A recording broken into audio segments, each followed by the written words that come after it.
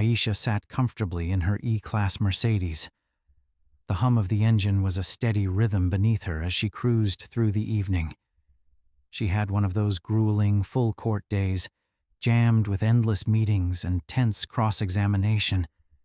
But despite the fatigue weighing on her, a quiet sense of satisfaction settled in. The case had finally wrapped up, and she was finally going home. Every time she won a court case, Aisha felt that it was more than a win. It was one more step toward justice. Suddenly, her phone buzzed softly on the dashboard. She already knew that it was her mom checking in. It had always been like that for as long as she could remember. Every time she was coming back from work or had just settled at home, her mom somehow always knew when to call. She smiled briefly and kept in mind to call back once she was home. Having a glass of wine as a celebration for the closed case would help too, she thought.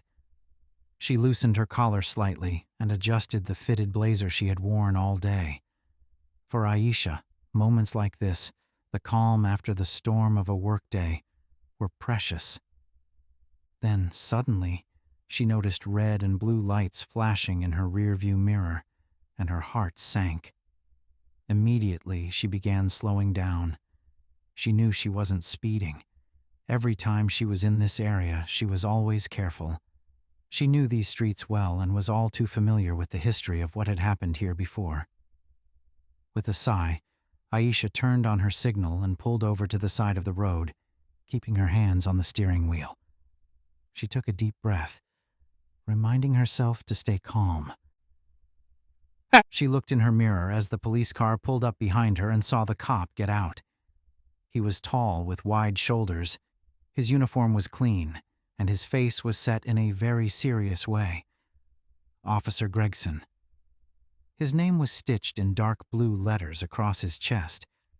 She didn't have to read them to know the kind of person he was. She has seen his type many times in court. He was the type of cop who saw black faces and thought they were guilty right away. Gregson slowly walked toward her car with slow, deliberate steps. It was almost like he was building momentum for what he was about to do. He also rested his hand on his belt in a threatening way. Aisha could feel the tension rising in her chest, but she pushed it down. This wasn't her first time being pulled over, and likely wouldn't be the last. She rolled down her window as he reached her side. The stop had occurred in a part of town that was relatively quiet. It was one of those in-between places where, within a matter of streets, city blocks transitioned from affluent to rundown. Mr. Harris, an older black man who had lived in this very neighborhood for over 30 years, had parked just a little farther down the street and was now sitting on his porch. He was a man who had seen these sorts of things too many times. From where he was, he could see Aisha sitting in her car, her shoulders up tight, and Gregson towering over her, with an air of superiority that ran a shiver down his spine. Mr. Harris had never gotten involved in other people's business. That was a survival tactic learned long ago. He knew what happened when you did. The cops never took kindly to being questioned, especially not by people who looked like him, but tonight he could not look away. His wife, Rosa, appeared beside him, her voice low as she peered over his shoulder. "What's going on out there?" Mr. Harris shook his head. "Another one of those stops. You know what it is." Rosa sighed, the tension creeping into her voice. "They've got her in handcuffs?" "Not yet," Mr. Harris muttered. "But it's coming. I can feel it."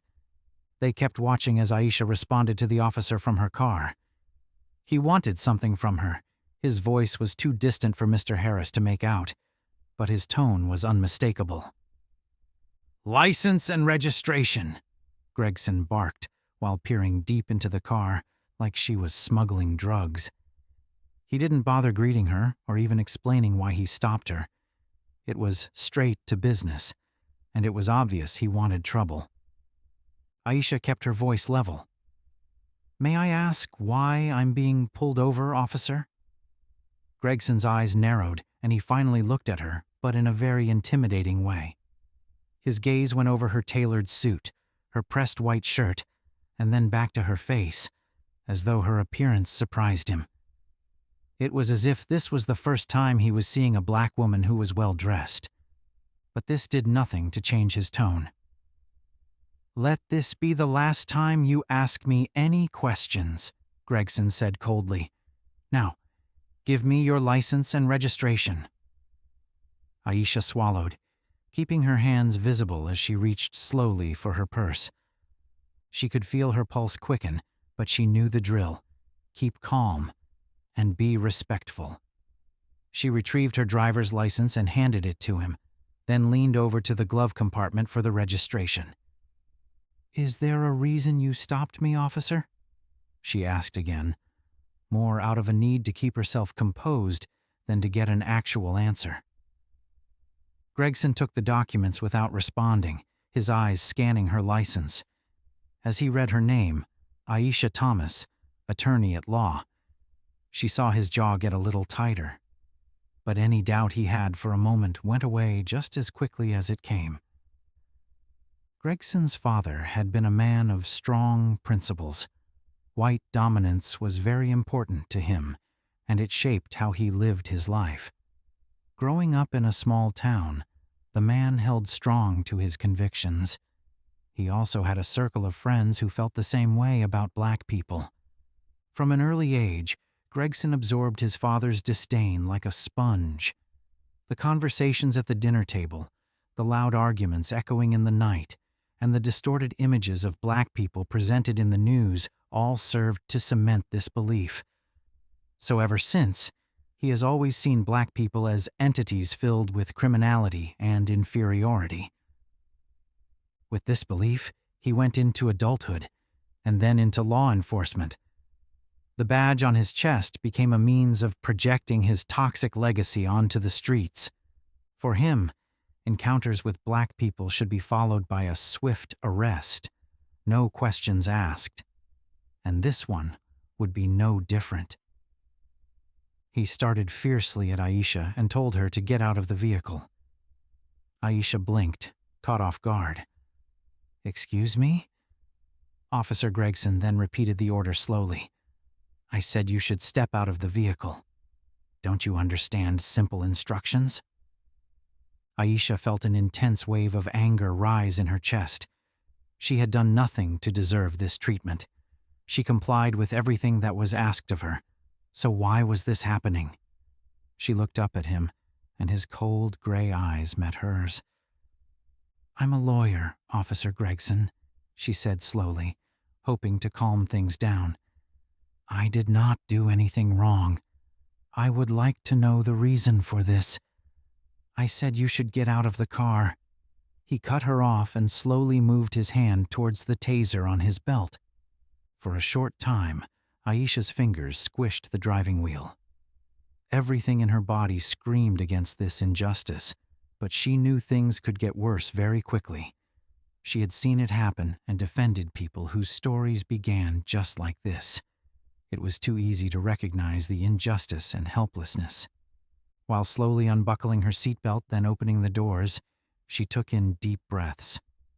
The night air cooled her as she stepped out, but it did little to quell the raging inferno within her. Gregson stepped around her and signaled for her to put her hand on the car's hood. "This is unbelievable," she said softly, but not loud enough for anyone else to hear. "What was that?" Gregson asked. Aisha turned her head away. "Nothing, officer." He patted her down roughly, his hands lingering longer than necessary, and she fought the urge to pull away. He didn't find anything, of course. There was nothing to find. But that wasn't the point. This wasn't about the law. It was about power. Gregson then stepped back with a silly grin of satisfaction in his face. Aisha straightened her shoulders and turned to face him. "You know I've done nothing wrong, so why are you doing this?" "Let me speak to your supervisor." Gregson sneered. "I don't think you're in any position to make demands, Ms. Thomas." The way he said her name made her skin crawl.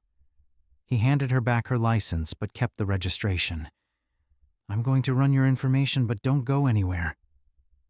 He went back to his car, and Aisha stood there with her fists clenched.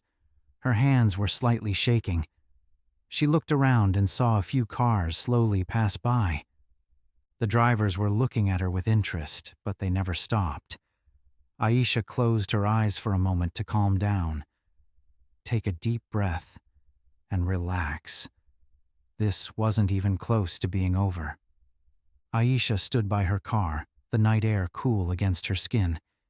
Yet it did nothing to temper the heat rising within her. From the corner of her eye, she saw Officer Gregson sitting in his police car, probably going through her information in the computer. Her mind was racing as she tried to figure out what to do next. Even though she knew the law inside and out, and knew she hadn't done anything wrong, this information couldn't help her now. This wasn't about who was on the right side of the law, it was just the perception that shaped Gregson's eyes. To him, she wasn't Aisha Thomas, an accomplished lawyer. Instead, she was a black woman driving a nice car in the wrong part of town. To him, that alone was enough reason for suspicion. From the police car, Gregson's figure stood out like a guardian of authority. He looked at the dashboard with his head slightly bowed. He stared at Aisha's license. Attorney at law, it read. Letters danced before his eyes, taunting him. Something in the tone in which she had said it, about the way she held her head even under his authority, annoyed him in a way he could not quite explain. He turned back to her, standing outside the car, her hands to her sides, perfectly composed. She was just too composed for his liking. She wasn't scared or defensive, and that's what bothered him more than anything else. Gregson had been on the force for more than a decade. He thought he knew the signs and how to read people. When someone was hiding something, he could sense it. But this woman, she didn't fit the mold, and that made him want to dig deeper. She's hiding something, Gregson said to himself as his eyes glanced at the road where cars will occasionally pass through. Most of them slowed down to gawk at the scene. They always looked, but no one ever stopped. For Gregson, this was a normal thing. He has had a lot of people in this type of situation, and each and every time his instincts proved right. But something about this stop felt off tonight. Not that he was wrong. He never was. Still, something about her calmness bothered him. He ran her license again, waiting for the screen to flash with some indicator that justified pulling her over. He had to see something, anything, that would confirm his gut feeling. But as the seconds ticked by, the only thing that blinked back at him was a green check mark. No warrants, no violations, nothing at all. Gregson drummed his fingers against the dash. He was very frustrated. This woman might be clean, but she wasn't innocent. He could feel it. She was just polished and too sure of herself. This was a confidence level that didn't seem right in this part of town. He knew in the back of his mind he was taking this too far. When he'd ordered her out of the car, he'd stepped over the line. But pride, and something darker, wouldn't let him back down now. He had to see this through, had to prove himself and to her that he was in control. As the minutes went by, Aisha's chest felt heavier. In the distance, the hum of passing cars and the soft rustle of wind through the trees reached her ears, but the officer remained motionless, an unmoving figure that seemed to deepen the tension in the air. Stay calm. Stay rational. Aisha repeated these words over and over, like some kind of mantra. If she lost her cool, if she showed him the frustration that he wanted, that would be all he needed to take this further.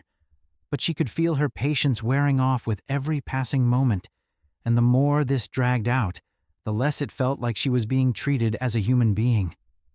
Eventually, Gregson emerged from his vehicle, walking towards her with the same purposeful steps as earlier. His face was set in a rigid expression, cold and unreadable. "Turn around and put your hands behind your back," he ordered, his voice flat. Aisha's eyes widened in disbelief. "What do you mean?" She said. The calmness in her voice slowly started to break. "I've complied with everything you've asked. What's this about?" Gregson didn't respond immediately. Instead, he approached her as if she were some dangerous suspect. His hand hung toward the taser clamped to his belt again. "I said, turn around." At this point, Aisha's mind was in overdrive. He hadn't found anything as there was nothing to find. But this wasn't about what was in her car or on her record. It was about him exerting control, about making her feel helpless. "I am a lawyer, Officer Gregson," she repeated with an edge in her voice. "I know my rights." "I'm not going to tell you again," Gregson interrupted, stepping closer, his eyes narrowing. "Turn around and put your hands behind your back." The words burned her like a slap. Aisha felt the weight of them settle into her chest, and for 1 second the rage threatened to boil over. This can't be happening, she thought. "What's the charge?" she asked. Her voice carefully measured, though inside her heart was pounding. "You're arresting me without cause, officer. This is illegal, and you know it." Gregson laughed in a humorless way that offered nothing in the way of warmth. "I don't have to explain myself to you. You can explain yourself at the station." That was it. He was going to see this farce through, no matter how unreasonable it was. Aisha knew any further protest would only make things worse. She had defended clients in just these kinds of situations and had seen how quickly things could get out of hand. She needed to pick her battles. Aisha swallowed her pride and turned slowly, laying her hands behind her back. Her breathing was shallow and controlled, but her brain was aflame with anger. Cold metal bit into her wrists as Gregson clicked the handcuffs home, his touch rough and careless. The humiliation of it seared into her skin, yet she kept her head high, refusing to show fear. Gregson silently turned her toward the patrol car, his hand firm on her arm. A few more cars whizzed by, their drivers stealing glances at the scene unfolding on the side of the road. Aisha met the gaze of one woman in a passing car, a momentary flash of connection that disappeared as the car whizzed away. No one ever stopped. On the sidewalk a few feet away, a young man, Marcus, stood frozen, his phone in his hand. He was walking home from his shift at a grocery store nearby when he suddenly saw the patrol car and Aisha standing by the road. Initially, he didn't think much about it. He thought it was just another routine check. But something about the way the officer hovered over her, the way he seemed to radiate anger, made Marcus stop. He watched as the officer cuffed her, his heart pounding in his chest. Marcus had seen these kinds of stops before. He knew, growing up as a young black man, you had to be careful around the police. Don't give them a reason to come after you. Keep your head down. Walk away. But something stirred inside of him as he watched Aisha stand tall while getting cuffed. He wanted to do something, say something, so he decided to record the incident. The video feed popped up onto his screen, shaky at first as he held it low, trying not to be noticed. Then he raised it higher, zooming in on the scene. He didn't know who this woman was or why she was being arrested, but something didn't feel right. If there was one thing Marcus had learned from his friends and from social media, it was that when the police showed up, someone needed to be watching. "You're making a mistake," Aisha said as Gregson opened the back door of the patrol car and guided her in. Her voice was low, controlled, but there was no mistaking the anger simmering beneath it. Gregson said nothing. He slammed the door shut with a resounding thud and left Aisha to sit in the back seat of the cruiser. The cage-like partition between them was an uncomfortable reminder of her current situation. The car began its sluggish pull from the curb, Aisha staring out the window, watching the streetlights blend into stripes of yellow and white. Her mind was racing. She had seen the worst of the country from both sides. First, being a young black woman growing up in America. Then she was a defense lawyer fighting for those clients who had been on the receiving end of mean, unjust arrests. But being on the other side of those handcuffs, feeling the weight of everything pressed down on her, it was another thing altogether. It had become personal. Aisha shut her eyes momentarily and sat up at the back of the cruiser. She knew this was far from over. It was just beginning. And to this, like all else, she would stand with dignity and strength, but above everything else, undeterred in the cause of justice. But first, she needed to get through the night. Gregson was driving, his eyes fixed on the road with an air of finality. He has pulled over so many black people before, and arrested them before. In the end, they had to beg because they knew they were in trouble. All this came second nature to him. But there was something about this woman that gnawed at the edges of his confidence. She was different somehow. The way she stared at him, the manner of her speech. All of it was just disquieting. She hadn't pleaded, hadn't shouted or cursed him out like some people did when they got cuffed. Actually, she was too calm. Then, too, there was that thing with the lawyer. That bothered him. He'd made up his mind, though, and couldn't very well go back now. The tension in the car was high, and though Aisha hadn't said a word since they'd left the scene, he could feel her anger, a living, breathing presence behind him. He glanced at her in the rearview mirror. She sat straight, her face composed, but there was something unnerving about her silence. She's planning something. The thought gnawed at him, like an itch in the back of his mind.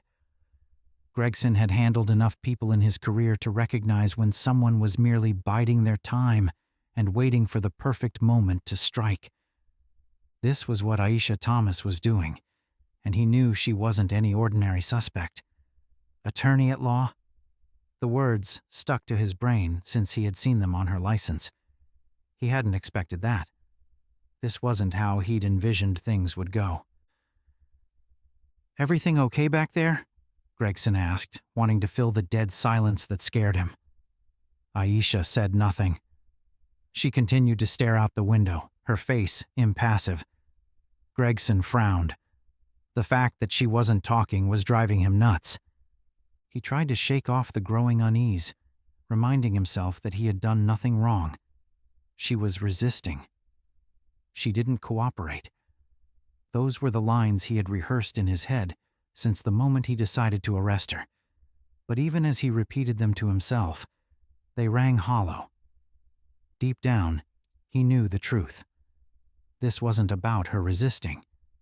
It was about him asserting control. And now, that control was slipping. As the station came into view, Gregson's knuckles whitened on the wheel. He could feel his stomach knotted together from nervousness, but he pressed it down. She's just another suspect. Don't overthink it. He entered the station's lot and parked in one of the reserved spaces for patrol vehicles. Stepping out, he went around to the back of the car, opening the door to pull Aisha out. Though her face was impassive, her eyes said something different, and a ripple of unease waved through him. He walked her inside, the fluorescent lights of the station casting a harsh glow on the sterile surroundings. Some officers looked up at them. A few recognized Gregson, and one or two gave Aisha the once-over before returning to their work. As Gregson began the booking process, he could feel the weight of the stares from his colleagues. Something did not just feel right about all this, he thought, but he quickly pushed the feeling aside. He was in control here. He had all the power. Aisha's voice cut into his reverie. "I want to make a call," she said rather sharply, yet in a modulated tone. Gregson thought for a moment before he nodded wordlessly. "After we finish processing." She stared at him for some time, her dark eyes unwavering. "You have no idea what you've just done, do you?" Gregson tried to banish the shiver running down his spine at her words as he reminded himself, "Stay in control."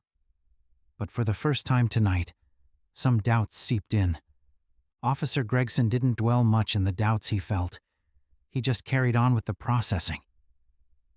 Aisha stood tall with her cuffed hands behind her. She was going to walk out of here with her dignity intact, despite being under dire circumstances. The fact that she was being marched through the precinct in handcuffs was against who she was, but she didn't show it. She maintained a very calm demeanor.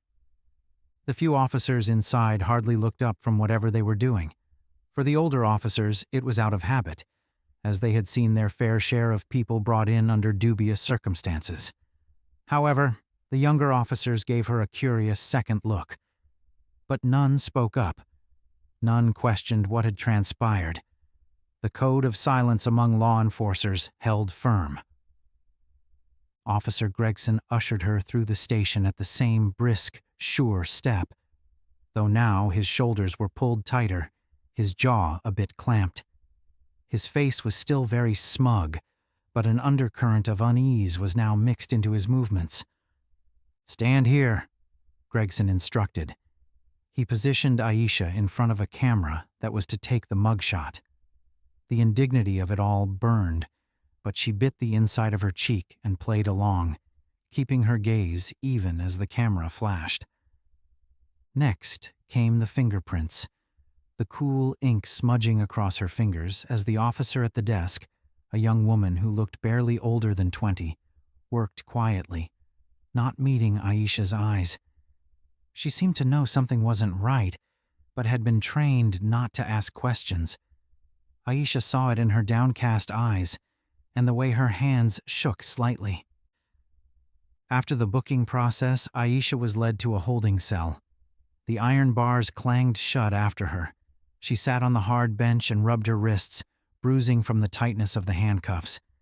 She inhaled deeply and willed herself not to get ruffled. She had been through worse in courtrooms, had faced tougher opponents, but this felt different. This was personal.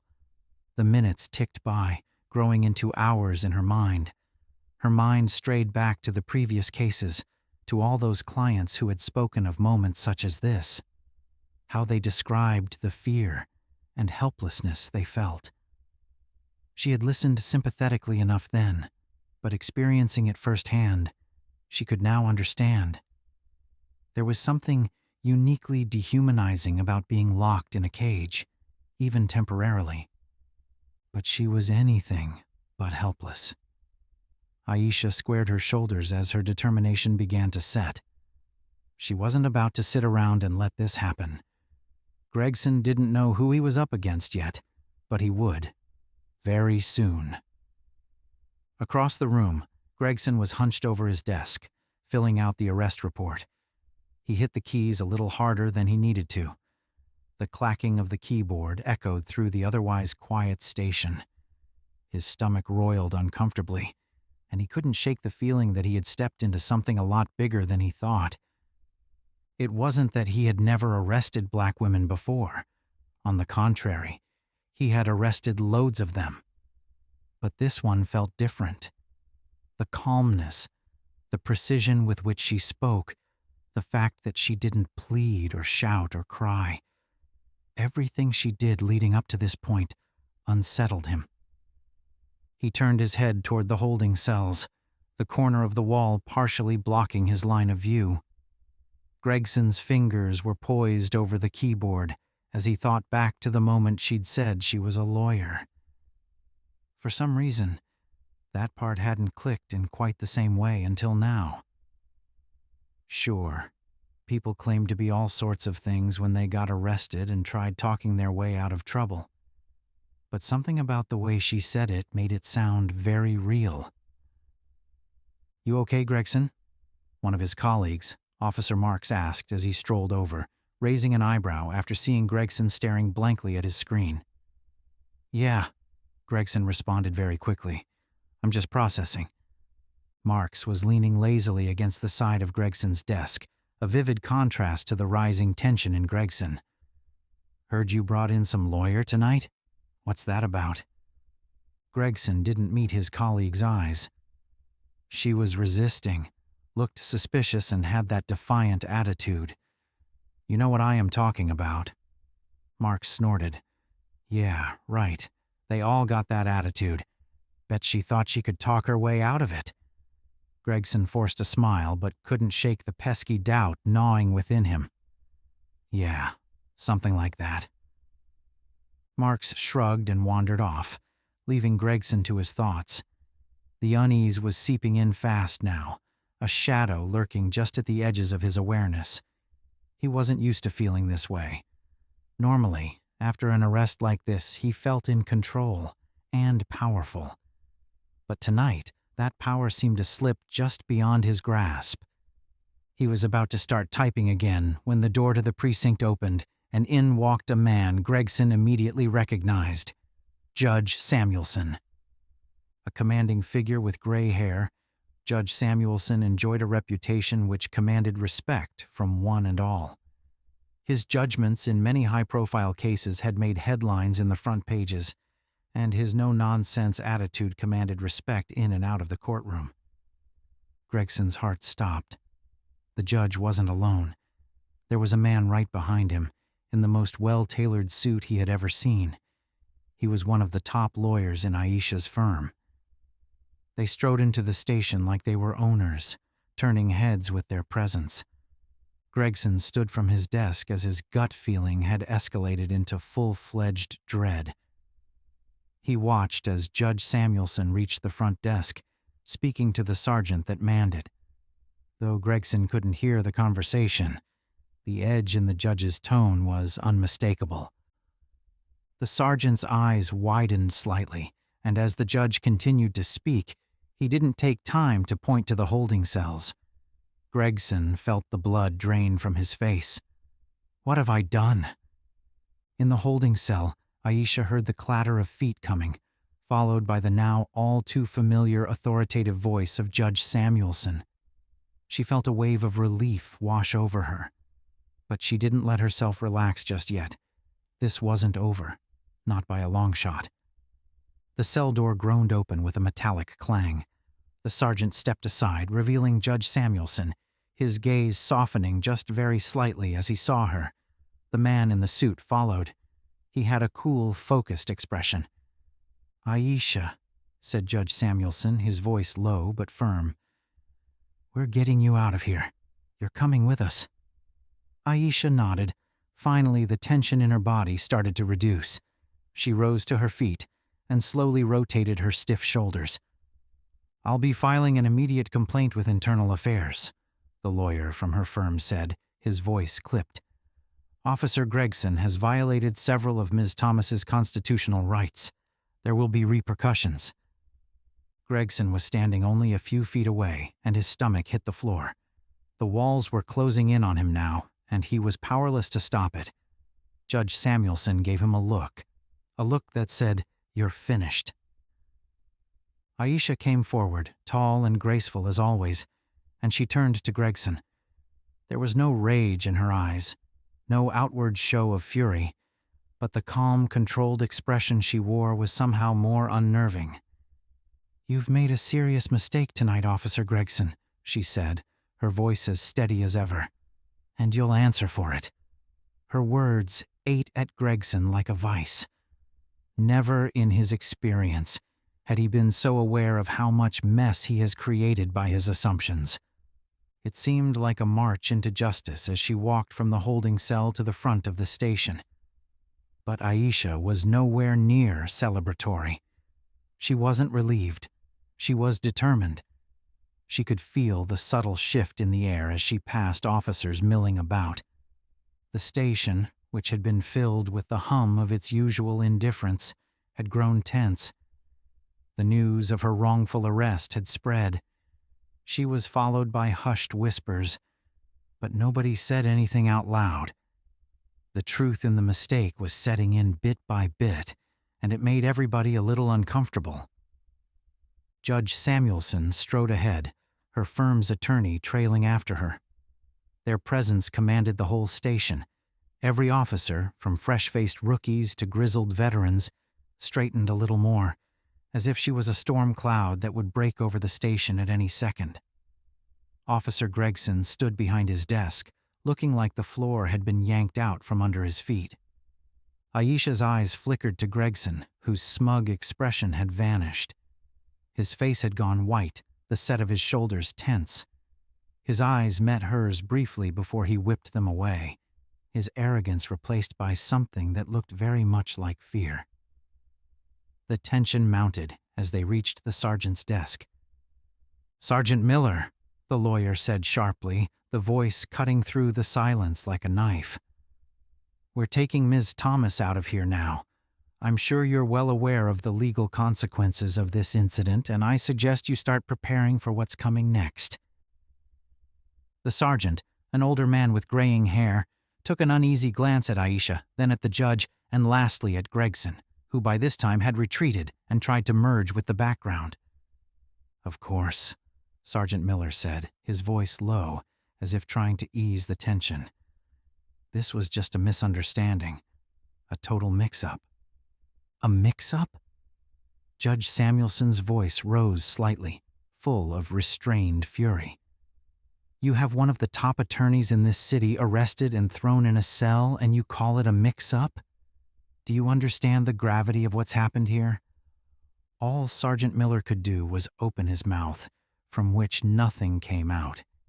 He shifted uncomfortably, realizing there was nothing he could say that would undo the damage.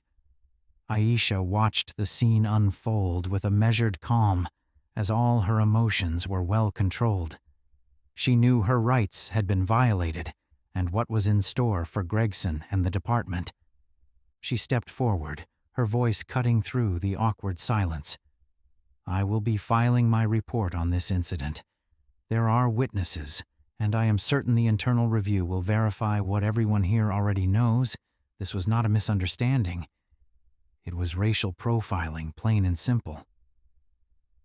The sergeant looked at her and then down at his desk, as if he wished the ground to open up and swallow him whole.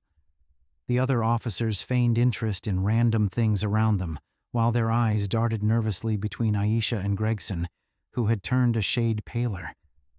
Judge Samuelson swung to Gregson then with a cold and unforgiving tone. He said, "You violated this woman's rights, and I can promise you, there are going to be repercussions, legal, professional, and personal. Hope you're bracing yourself for what's going to come your way, Officer Gregson." Gregson's mouth opened, but words would not emerge. He had nothing to say in his defense. How could he? For how could one defend the indefensible? Now, with Aisha and her legal team ready to leave, the air was thick inside the station. Gregson could do nothing but watch as they neared the door, a feeling of impending doom settling over him. His mind rushed, but now there was no escape route. His arrest of Aisha had been wrong on every count, and the consequences were closing in. It wasn't supposed to be like this. He had been doing his job, or so he told himself, but the truth gnawed at him and finally settled into realization. His decision hadn't been based on anything but his own biases. When he had seen Aisha driving that car, dressed up, confident, and composed, something in him had assumed she didn't belong. And now he was paying the price for that assumption. "Gregson," Sergeant Miller called out from behind his desk. His voice was flat, weary. Gregson turned, his nerves already frayed. "Yeah, Sarge?" Gregson replied, trying to sound casual, but the tremor in his voice betrayed him. "You need to step into my office," the sergeant said, not even bothering to meet Gregson's eyes. Gregson swallowed hard, feeling the eyes of his fellow officers weigh heavily on him as he walked heavy-legged toward the sergeant's office. It felt like the walk was longer than normal, every step weighted down by the knowledge of the inevitable fallout that was to come. He stepped through, and the door closed silently behind him, shutting him in with Sergeant Miller leaning against his desk, arms crossed. The disappointment on his face couldn't be masked. "Do you know what kind of mess you've gotten yourself into?" Miller asked, his voice low but razor-edged. Gregson shifted uncomfortably. Sarge, I thought she was... No, Miller said, cutting him off. You didn't think so. That's the problem. You saw a black woman driving a nice car and decided she didn't belong. And now you've gone and arrested a goddamn lawyer. Not just any lawyer. Judge Samuelson's lawyer. Gregson's stomach twisted. He hadn't known that. He hadn't realized just how connected Aisha was. The judge's presence alone was enough to make his knees weak. I didn't know, Gregson said, his voice low. And that's gonna make it any better? Miller asked in amazement. You know what this means for you, right? Gregson's silence spoke volumes. He knew what it meant. Disciplinary action. This would lead to suspension at best, and in the worst case cost him his career as a cop. At this point, his life was hanging by a thread. The very system that had always protected him, always had his back, was turning on him. Miller let out a long, heavy sigh. Internal affairs will be all over this by tomorrow morning. You'll be lucky if you walk away from this with just a suspension. And that's if the press doesn't get wind of it. Gregson's heart sank. The press. If this went public, if the media got hold of the story, a white cop arresting a high-profile black lawyer under false pretenses, it would be a disaster. His name would be everywhere, his face plastered across news screens. He wouldn't be able to show his face anywhere. You're dismissed for the night, Miller said. His voice was now hard. Go home and pray that this doesn't get any worse for you. Gregson nodded, his throat tight. Without another word, he turned and left the office. His mind was reeling, and the station that had once been a place of power and control for him now felt foreign and hostile.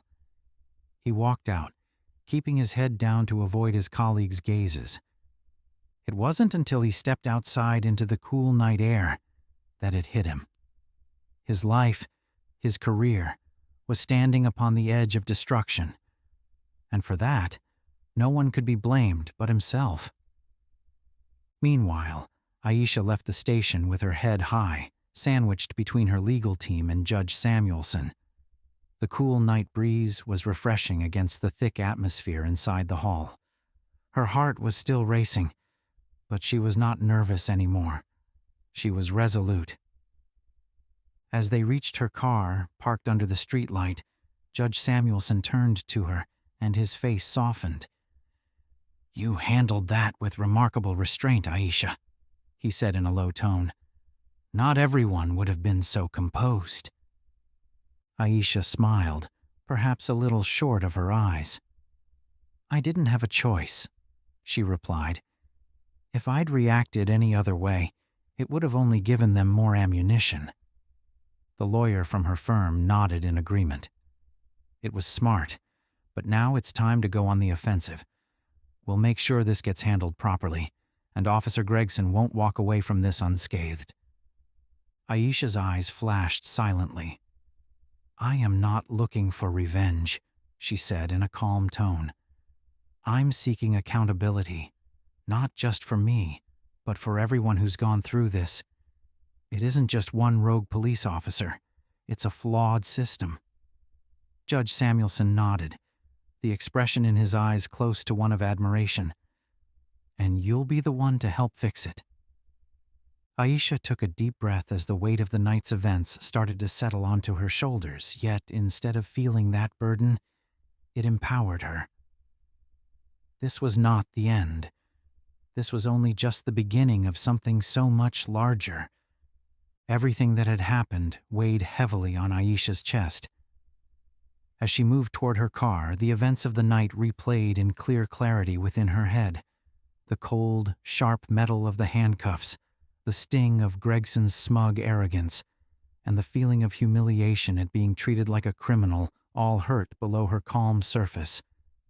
Judge Samuelson stood beside her, commanding yet reassuring. Always more than a boss, a mentor to guide her through the complexities of law, he now stood with her, offering much more than legal support. He offered validation. What she had gone through wasn't just wrong. It was deeply, systemically wrong. Now it was time to right this wrong.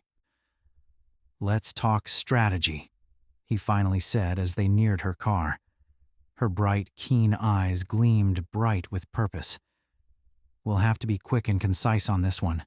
The department will try to cover it up and minimize the damage. We can't let that happen."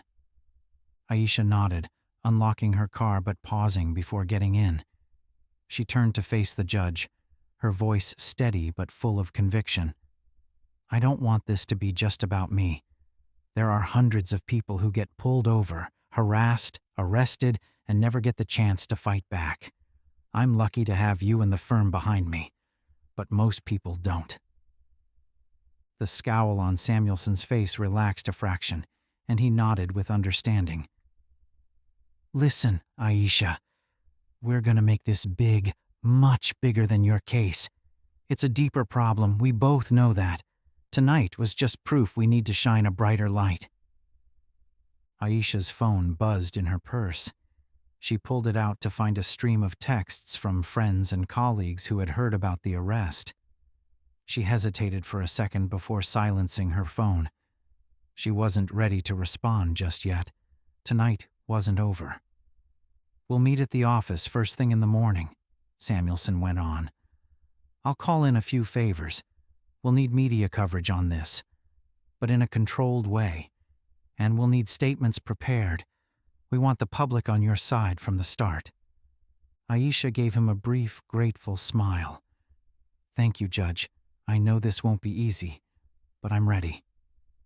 The judge studied her for a moment, then laid a hand on her shoulder. "You've been ready for this fight for a long time. Now go home. Get some rest. Tomorrow, we start the real battle." Aisha got into her car, started it, and watched as Samuelson and the lawyer from her firm crossed the parking lot to their respective vehicles. The cool night breeze swirled around them. She sat there for a moment, hands resting on the wheel, letting the quiet hum of the engine fill the silence. Her mind was still racing, her thoughts filled with the injustice she'd just experienced and the many others who wouldn't have the resources or support to push back. The clients she had defended came to mind. She has had young black men who had been harassed by the police, women who had been dismissed by the system without a second thought. She had fought for them in the courts, but the law only went so far. The real fight was greater than any courtroom can hold. The drive home was a blur, with her jaw tightly clenched. Tonight had set fire inside her. She wasn't going to let up at just justice serving itself.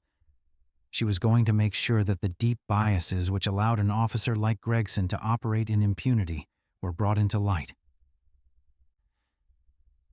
Back at the station, Gregson sat slumped over his desk, the reality of the situation slowly setting in.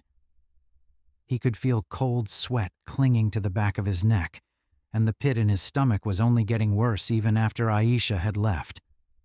His mind kept replaying the whole scenario. He clearly remembered the calm defiance of Aisha, the cutting words of the judge, the realization that he had totally underestimated the woman he had so arrogantly arrested. "Lawyer," he whispered to himself in utter disbelief. He had thought he was just doing his job, following his instincts and beliefs. But now all those instincts felt wrong. He was not used to doubting his own authority. The department had always backed him, no matter the outcome. Up until now. The sound of approaching footsteps snapped him out of his thoughts. Sergeant Miller was coming toward him, his face hard and unreadable. Gregson stood, the pit in his stomach chest beginning to build and tangle into a tight cluster of anxiety.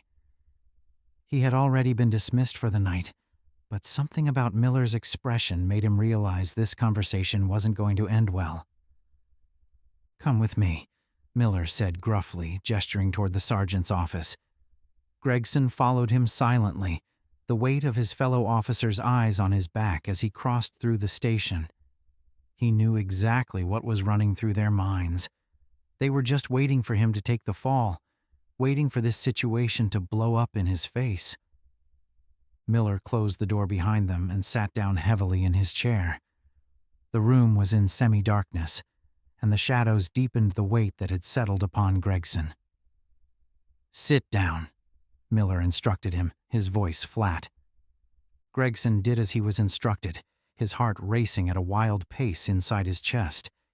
He tried to breathe slowly, but that was just impossible. The knot of dread was tightening by the second. Miller leaned forward, arms on desk. His eyes seemed to bore into Gregson, and he seemed full of pent-up frustration. "Do you have any idea what you've done?" Gregson swallowed hard. He opened his mouth to respond, but nothing came out. His head was a mess of excuses, justifications, but none of them really fit. He'd messed up. Badly. "Judge Samuelson's been on the phone with Internal Affairs for the past hour," Miller went on, his voice a low growl. "They're launching an immediate investigation into your conduct. This isn't going away, Gregson." Gregson's hands clenched into fists. "Sarge, I didn't know she was a lawyer." "You were just what?" Miller snapped, his voice rising. "Racially profiling another citizen? Harassing another black woman for no damn reason? You think just because you've gotten away with it before, it's always going to be that way?" Gregson's face flushed hot with anger and shame. He had been expecting some support from Miller, a chance to explain himself, but instead, he was being torn apart. "Look," Gregson said, fighting to keep his tone neutral. "I thought she looked suspicious. She didn't belong in that neighborhood. She didn't have the right attitude. I've been on this job for years. I can tell when someone is up to something." Miller's eyes narrowed. His gaze looked very dangerous. "What you did tonight wasn't about keeping the streets safe. It was about your ego. You made assumptions. You let your biases get in your head. And now the whole damn department is going to pay for it." Gregson could feel a wave of defensiveness surge through him, but he bit it back. He knew better than to push against Miller when he was in a bad mood. But deep down, he felt resentment towards the whole situation, and even the sergeant himself. "I can fix this," Gregson muttered, almost to himself. "I can apologize to her and make this right." Miller leaned back in his chair and let out a bitter laugh. "Make it right? Gregson, you aren't going to get out of it with an apology. The department's going to throw you under the bus to save face. You're their scapegoat. And let me tell you something, this matter is no longer only about you. It's about every officer in this precinct who does whatever he or she wants and doesn't have to answer to anybody." Gregson felt his chest tighten with the weight of Miller's words. He had always been able to rationalize his actions to himself. He had never before experienced this coming into question. But now, all was tumbling down, and the system that once had been his shield was no longer his protection. "What am I to do?" Gregson asked, his voice hardly above a whisper. Miller's face seemed to soften a little, but his eyes remained hard. "You're suspended until further notice. Turn in your badge and gun." Gregson felt the floor drop out from beneath him. His badge was his identity. Now it was being stripped away from him. He had never felt so powerless, so exposed. He unhinged his badge from his uniform and laid it on the desk, the metal glinting coldly in the poor light. Then, with trembling hands, he pulled his gun and holster off and laid them beside the badge. Miller watched him in silence for a moment, then nodded toward the door. "Go home, Gregson, and start thinking about what you're going to do when Internal Affairs comes for you." Gregson stepped out of the office, barely recognizing himself. The badge along with his gun were gone. This was his symbol of authority, power, and control. He had lost them, and, if anything else, the surety he had always carried down his years in the police force. The cool night air slammed him in the face like a slap as he walked out of the station. He wasn't that man anymore. Gregson's hands gripped the wheel tightly as he drove home through the darkened streets. The weight of the badge and gun was missing from his side, an absent feeling like a missing part of him. The anger and defensiveness that he felt was slowly wearing away. At this point, he only felt a cold dread which had settled deep in his gut. He was suspended, his authority removed. The very things he depended on, all the things which he had thought he knew, were crumbling. And with that, he replayed the events of the night over and over in his mind, each moment like a knife twisting deeper into his sense of self. How could he have been so blind? The arrest of Aisha Thomas, a lawyer of all people, was a monumental mistake. Worse than that, it wasn't just a mistake. It was an indictment of the very way he'd operated as a cop for years. In his mind, he had always justified it. They looked suspicious. They didn't belong in that neighborhood. Their attitude was confrontational. But now all of those justifications seemed shallow and empty. The calm composure of Aisha throughout the whole ordeal had shown him how that illusion of control he'd always counted on was useless. She had faced him with dignity, even as he humiliated her, and now the repercussions were going to crash down on him like a tidal wave. He deeply wished he hadn't arrested her or even stopped her at all. Internal affairs was the next thing on his mind. They would come for him, digging up each arrest, each report, every accusation of racial profiling he had smoothed over through the years. Now there could be no stopping this. The department would throw him to the wolves to save their skin. He was the perfect scapegoat, becoming the chosen symbol of the department's willingness to root out bad cops. But Gregson knew this was never all about him. The problem was way deeper, and he was about to become its most public casualty. He pulled into his driveway, the soft glow of his porch light doing little to comfort him. The house, once his refuge, now felt like a prison. He sat in the car for a very long time. He glanced at his door, feeling unable to face the reality waiting inside. His wife, his kids, they didn't know yet. How could he explain this to them? How could he tell them that the man they saw as a protector, as a hero, was now suspended for racial profiling and abuse of power?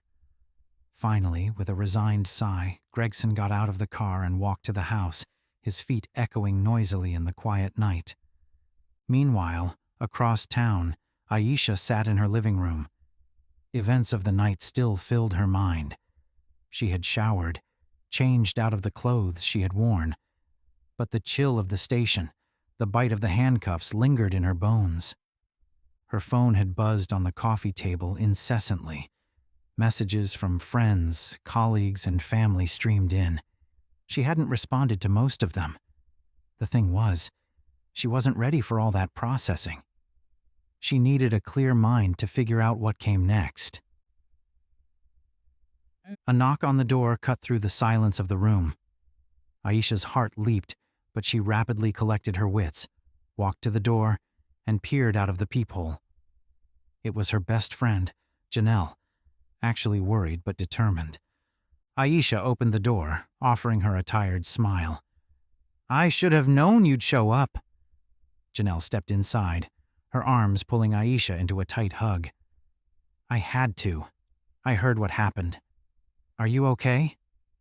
Aisha nodded, though her eyes gave evidence of the toll the night had taken on her. "I'm fine. It's just that I am slowly processing everything." Janelle pulled back and gave her a long look, her brow furrowed. "Fine? You were arrested, Aisha. I don't care how composed you were in that station. You can't just be fine." Aisha let out a slow breath, gesturing for Janelle to sit on the couch with a wave of her hand. "I know. It's humiliating and infuriating.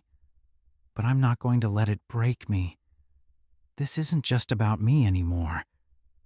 Too many times have I witnessed this take place. I have represented clients that have been through far worse situations. I'm going to make sure that this doesn't get swept under any rug." Janelle's eyes softened in admiration. "You're amazing, you know that?" Aisha shrugged, though a small smile tugged at the corner of her lips. "I'm just doing what I have to do." There was a moment of silence as the weight of everything unsaid hung between them. Janelle had been there for Aisha through so many struggles, both personal and professional, but this felt different. This felt bigger. "What's your next move?" Janelle asked in a quiet tone. Aisha leaned back against the couch, her mind already running over the steps. "I've got a meeting with Judge Samuelson and the team tomorrow morning. We're going to file a formal complaint, but that's just the beginning. I want this to go public. People need to see what's happening, not just to me, but to all the people who have been victimized by cops like Gregson." Janelle nodded slowly. "You'll have a lot of people behind you. The community, the media, they'll rally around this. But you know it's going to get ugly, right? Gregson's not the only one who's going to fight this. The department, the union, they're going to push back hard." Aisha's expression hardened. "Let them push! I'm not afraid of that!" Janelle smiled proudly, and with a tinge of concern she said, "I know you're not." The next morning, Aisha arrived at her firm a good hour or so earlier than she usually did. The sun was barely up, a pale glow over city streets, but inside the place was electric with purpose. A small team of lawyers from her firm was already gathered in the conference room, papers and laptops out, and getting ready for what was sure to be an intense day. Judge Samuelson stood at the head of the table. He was as calm and commanding as ever. He nodded when Aisha entered, gesturing to her to take a seat. "Aisha," he said, his voice serious but warm, "how are you holding up?" "I'm ready to get to work," she replied, her voice firm. "We have a lot to do." The judge nodded in approval. "That's exactly what we need to hear." They began discussing the legal details of what was to be done. One thing was immediately obvious. A formal complaint would have to be filed with the police department, detailing the violations against Aisha's constitutional rights. But this wasn't going to be just a complaint.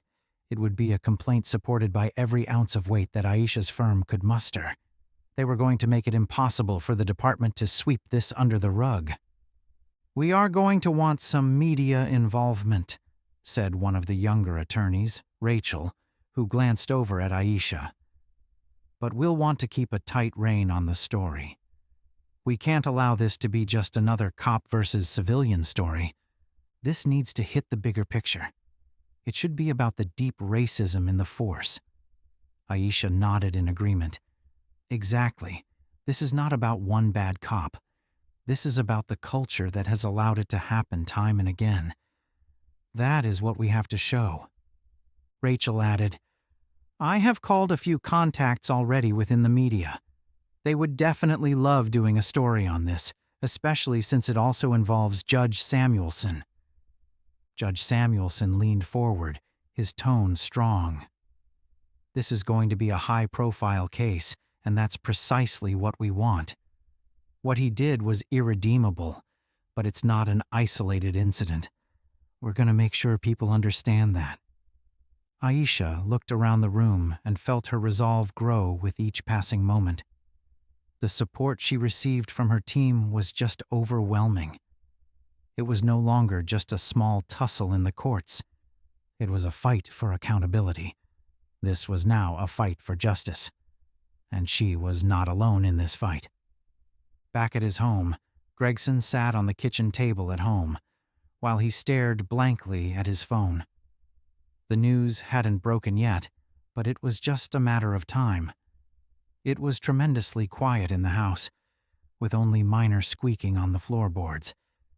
His wife had taken the kids to her parents' house after he explained the news of his suspension. She hadn't said too much, only stared at him in a mixture of disbelief and anger. He couldn't blame her. What was he supposed to say? That it was some kind of misunderstanding? That he hadn't meant for things to go this far? The truth of the matter was, he'd been operating on instincts in which he no longer trusted. He had believed in the weight of his authority so absolutely that he had not questioned his own biases. But now that authority was gone, and all that remained was the ruin of his career. A soft ring from his phone yanked him out of his thoughts. It was a message, most definitely from one of his colleagues. "They've filed a formal complaint. Internal Affairs is launching an investigation. You're going to need a lawyer." Gregson stared blankly at the message. His heart was drumming in his chest. He knew that it would be here, still it hit him like a bombshell. For a moment, all he could see was black and white. Things have become real. Legal battles, public scrutiny, humiliation swam through his mind. He was no longer the one in control. The formal complaint that was filed by Aisha and her team sent shockwaves right through the police department. By midday, news had begun to make its way across the city. It was talked about in hushed tones and in local media outlets alike. The police station stirred with the ramifications of the coming storm. To Gregson, it seemed the walls were closing in on him. He sat at his kitchen table, a cup of cold, untouched coffee congealing in front of him. His silent phone, for most of the morning, suddenly just vibrated without end as notifications poured in. Texts from co-workers, calls from his union rep, and worst of all, a lot of missed calls from reporters. He had known this day was coming, but seeing his name flash across news headlines felt like a gut punch. He opened one of the local news articles.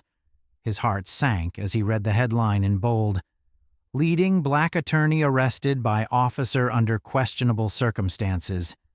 Threats of Legal Action Ensue." His stomach twisted as he scrolled down the article that told of Aisha's wrongful arrest, her good reputation as an attorney, and how she happened to be related to Judge Samuelson. This article did not mince words. It really berated Gregson's actions and mentioned past complaints on racial profiling. Worse still, the article insinuated that an investigation of a wider scope into his career might be carried out. Gregson slammed the phone down onto the table, leaning back in his chair to stare up at the ceiling. He had never thought it was going to come to this. He had always told himself he was just doing his job, enforcing the law. But now everything he had believed in was unraveling before his eyes. The department wasn't going to protect him from this one. He knew that. He was all alone. Across town, the air in the Aisha firm conference room was filled with purpose. Aisha sat at the head of the table, surrounded by her team, her face composed but her eyes sharp with concentration. Papers are scattered about on the table, while laptops opened to where her colleagues worked on the case. Rachel, the junior attorney, shook her head in amazement as she reviewed a stack of the latest media coverage of the arrest. "It's everywhere now. Every major news outlet in the city is running the story. I've already received 3 requests for interviews, and that's just the beginning." Aisha nodded, even though she had expected it. She'd known all along that when this story finally did break, the public would latch onto it. It was more than just a story about her wrongful arrest. It was a narrative of racial bias, power dynamics, and accountability as it related to law enforcement. "This is what we wanted," Aisha said matter-of-factly. "But now we have to handle the narrative with care. It is not just about me.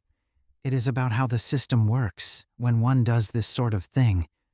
An abuse of power, really." Judge Samuelson leaned forward, his expression grave yet approving. "Precisely. We are not going to allow this to be the case of the one bad officer. We are going to push for an investigation into the police force. This will be an investigation that will surely make the department answer for its racist culture." Aisha's eyes scanned the table. Her team was of one mind. This was not about some legal win, but about making meaningful, lasting change. Rachel looked up from her laptop, brow furrowed. There's already talk about a possible counter-narrative. Gregson's union rep is going to say he was following procedure, that Aisha was uncooperative during the stop. Aisha sighed softly. It was expected, though. The police unions were really strong and never let one of their own go down without a fight. They'll try to discredit me, Aisha said steadily.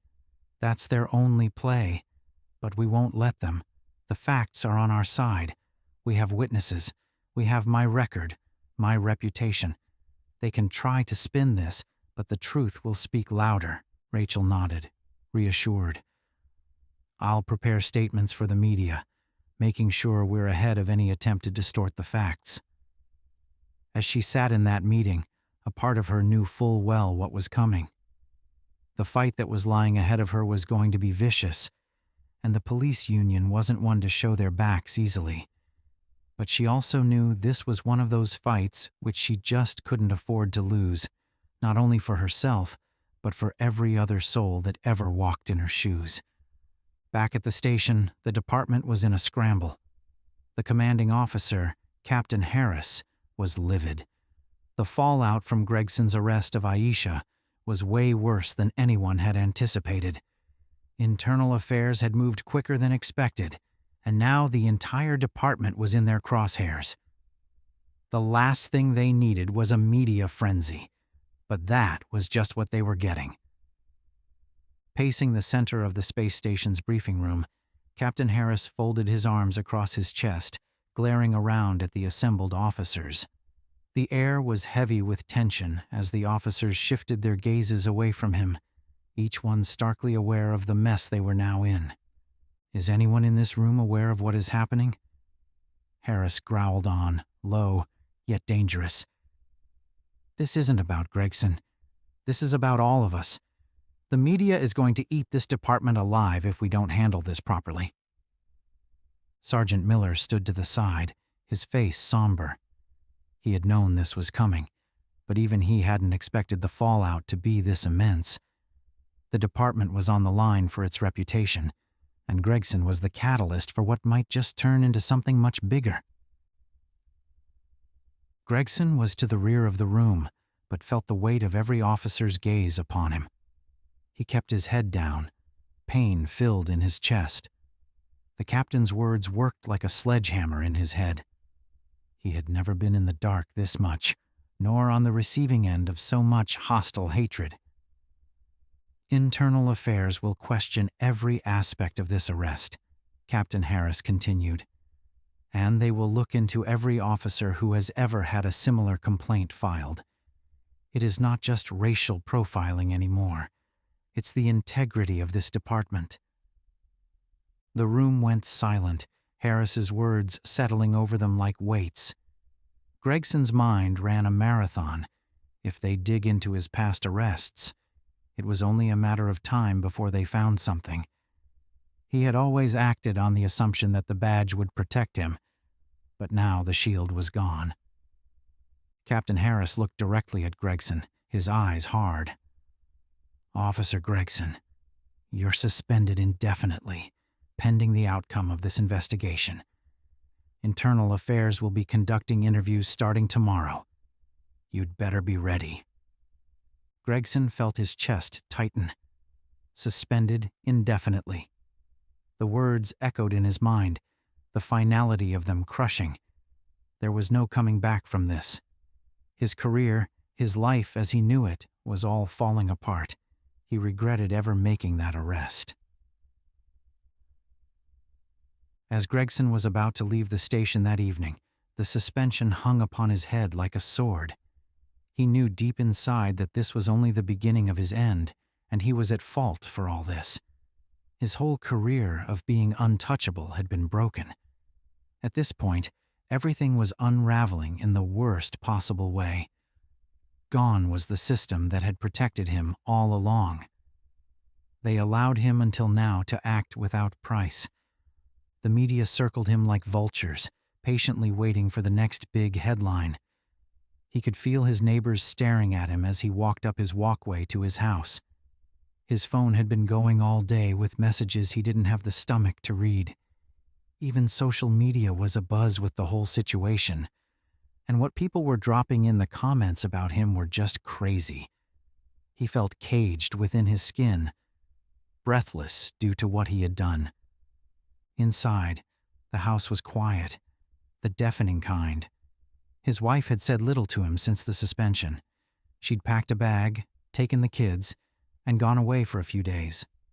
According to her, she needed space, needed time to sort through it all in her head. Gregson hadn't argued the point. He didn't have the energy. He sat on the couch, his eyes glassy, as he felt intense regret.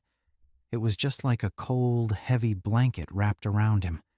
He was so sure, positive his actions would bring no repercussions.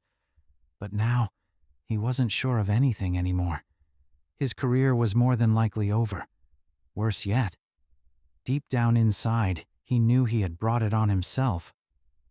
Across town, Aisha stood in front of a camera, the bright studio lights casting a warm glow over her. She was preparing to give her first televised interview since the story had broken. The network anchor calmly adjusted her microphone as she introduced the segment. And joining us tonight is Aisha Thomas, the noted attorney whose mistaken arrest last week at the hands of Officer Gregson put the heat on a citywide cry of racial profiling and police abuse. Ms. Thomas, thanks for joining us tonight. Aisha smiled politely. She sat up straight and composed. Thank you for having me. The anchor cut to the chase. Ms. Thomas, your case has raised a lot of eyebrows. Can you tell us what you hope to achieve with the legal action you're pursuing? Aisha's eyes flashed with determination as she said, This wasn't just an arrest. This was about holding law enforcement accountable for this type of situation that led to the wrongdoing I faced. I hope by engaging in this case we will have our chance to rip apart those biases that have slowly filled our justice system.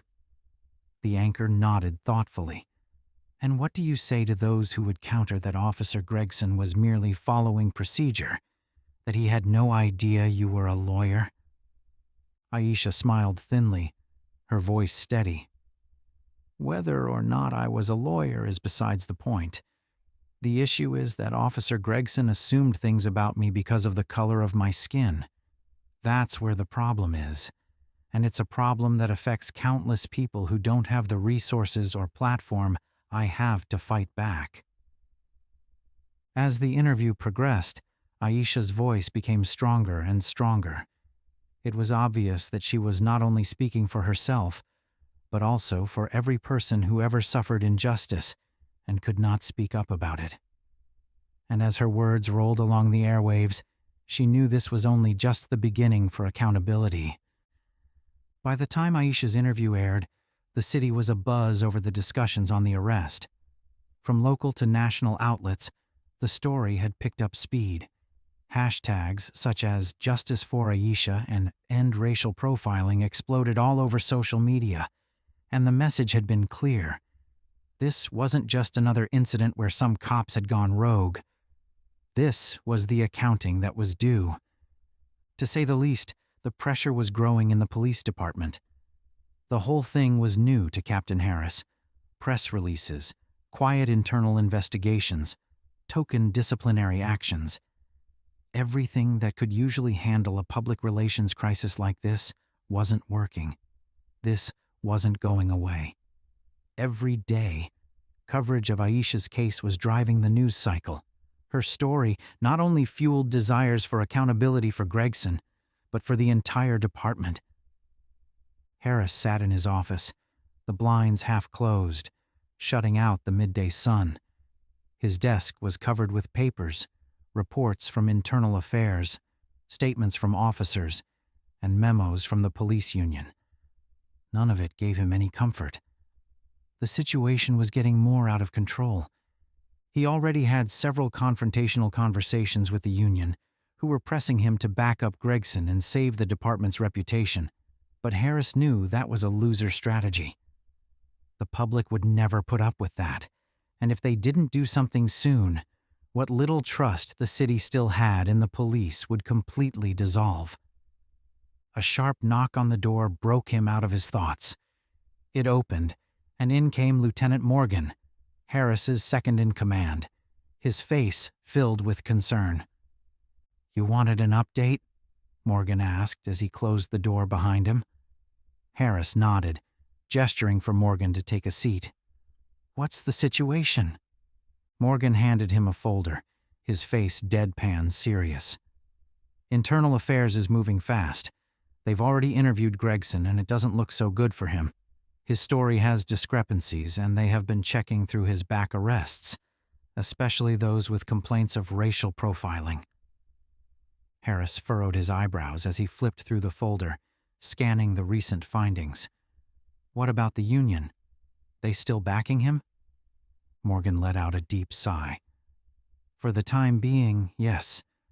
But they're getting nervous. They're afraid that this is going to blow up into a full-blown investigation of the department's practices. And if that happens, we know what that means." Harris didn't need him to finish that sentence. He knew exactly what that meant. If a full investigation was launched into the department, it wouldn't just be Gregson's career on the line, but a more bigger issue. At that point, the public would want more than a single officer's head to roll. The city would demand reform, and Harris's own leadership could be called into question. "Damn it," Harris muttered under his breath, rubbing his temples. "This is bigger than Gregson now." Morgan nodded. "It is. We've also got protest groups organizing. There's one planned for tomorrow afternoon right outside the station. They're calling for an independent investigation into the department's handling of racial profiling cases." Harris sat back in his chair, and the weight of it all began to bear down on him. He had been a policeman for over 20 years, and he saw it all. Scandals that blew up and then faded away. But this one felt different. The public wasn't just angry, they were mobilizing. And Aisha Thomas was at the center of it all. She represented a symbol of a broken system that people were no longer willing to tolerate.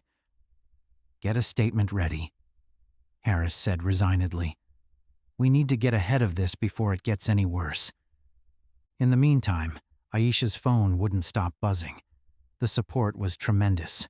Her inbox was full of messages from activists, community leaders, and journalists. Offers for interviews, speaking engagements, and legal support were streaming in. She had just finished her interview with a national news network, where she spoke with the same calm authority that has defined her public response since the incident began. Her message had been clear. This wasn't about one officer or about one arrest. This was about stopping racism in every sector of law enforcement. She sat in her office, staring out the window at the city skyline, when the phone rang again. This time, it was someone she hadn't heard from in years. Congresswoman Roberta Lewis, a stalwart presence and longtime advocate for police reform. Aisha's eyebrows shot up in surprise as she answered the call. "Congresswoman Lewis, it's been ages." Aisha, the congresswoman, was warm, yet firm in tone. "I have followed your case very closely. You're doing something very important here. You're putting words to what so many people have gone through for far too long." A wave of thankfulness washed over Aisha. Congresswoman Lewis was an early mentor in her career. This goes back to when Aisha was just a nobody, and long before she built herself into the successful lawyer that she was. The Congresswoman had always been vocal in her fight for justice, and to hear those words now felt like a renewal inside of Aisha.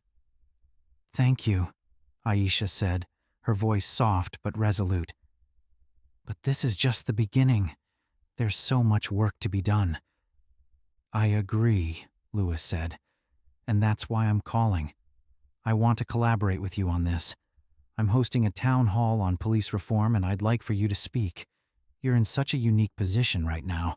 You aren't just an advocate, you're someone who has lived this firsthand." Aisha wavered in taking the offer. A town hall meeting would bring even more attention to the case, but at the same time she would be directly in the spotlight.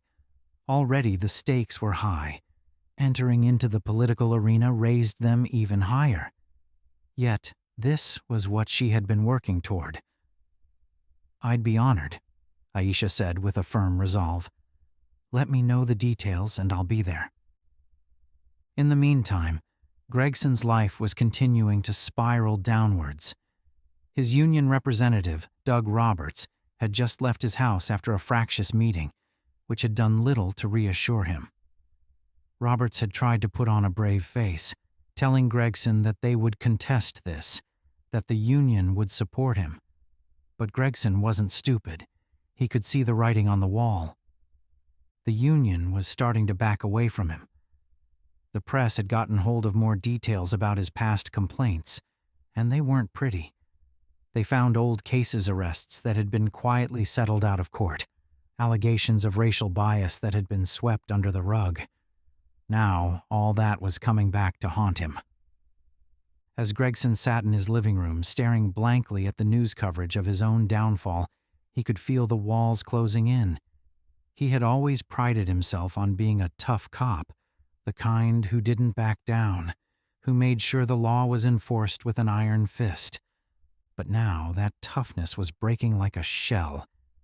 He'd assumed his actions had been the right ones, but in truth he had never stopped to consider that those actions might not be right at all. The ringing phone snapped Gregson back. The number calling was unknown to him, but he still answered it. His voice emerged hoarse from fatigue. "This is Gregson." There was a pause on the other end, followed by a low, modulated man's voice. "Officer Gregson, my name is Malcolm Jenkins, and I'm an attorney representing several of your former arrestees.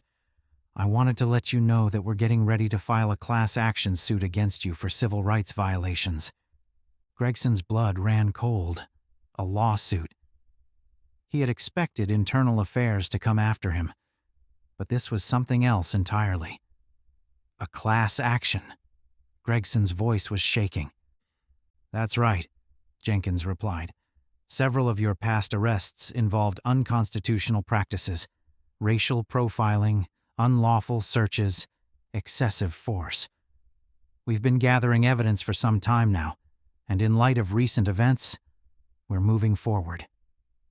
Gregson felt the wind knocked out of him. "This can't be happening," he muttered, his voice barely audible over a whisper. "Oh, it's happening," Jenkins said coolly. "And I suggest you prepare yourself. You're going to be facing more than just disciplinary action from the department. You're going to be facing real legal consequences for your actions." The line went dead, and Gregson was left with nothing but stunned silence. His career, his reputation, his future all were slipping through his fingers. Outside the police station, protests mounted by morning. Aisha, flanked by activists and community leaders and a phalanx of her lawyers, stood on the steps of City Hall. The air was electric. The crowd chanted for justice, holding aloft "No justice, no peace," and "End police brutality" signs. Aisha mounted the podium, and before her was an ocean of faces, drenched in hope and determination, waiting for her words. Cameras flashed the moment she would utter to them in words. "This is not about a single police officer," Aisha began, articulately and firmly. "This is about a system which for far too long has looked the other way, while racial profiling and abuse of authority have been committed. This is about accountability, not just for Officer Gregson, but for every officer who acted as if he was above the law." The applause burst forth as their cheers echoed down the streets. "We're here today to demand change," Aisha added, her voice rising with conviction.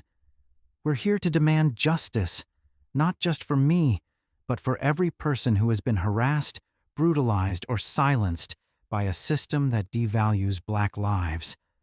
And we won't stop until that change is realized." As Aisha spoke, she could feel the momentum building.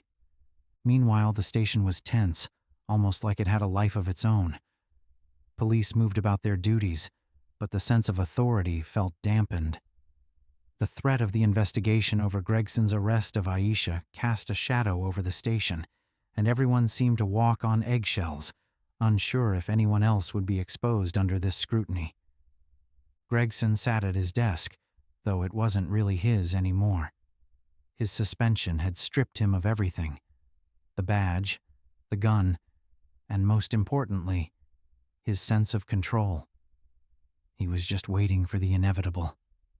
It was days after the class action was filed, and Gregson's life had become a storm of lawyer meetings, panicked phone calls with his union representative, and sleepless nights filled with dread. His house, once a sanctuary, felt like a prison. His wife barely spoke to him, and the kids didn't understand why their father had become such a monster to the outside world. The station had been uncommonly quiet that morning. Captain Harris had summoned Gregson to his office for a meeting, one he knew would seal his fate. While waiting outside the office, he could feel the weight of what was going to happen as if it was a stone pressing down on him. Deep inside, he knew he was finished, yet he still needed to go through the process, still needed to face the music. This was the most painful part of it all. The door to the captain's office opened, and Harris's voice cut through the silence. "Gregson, come in."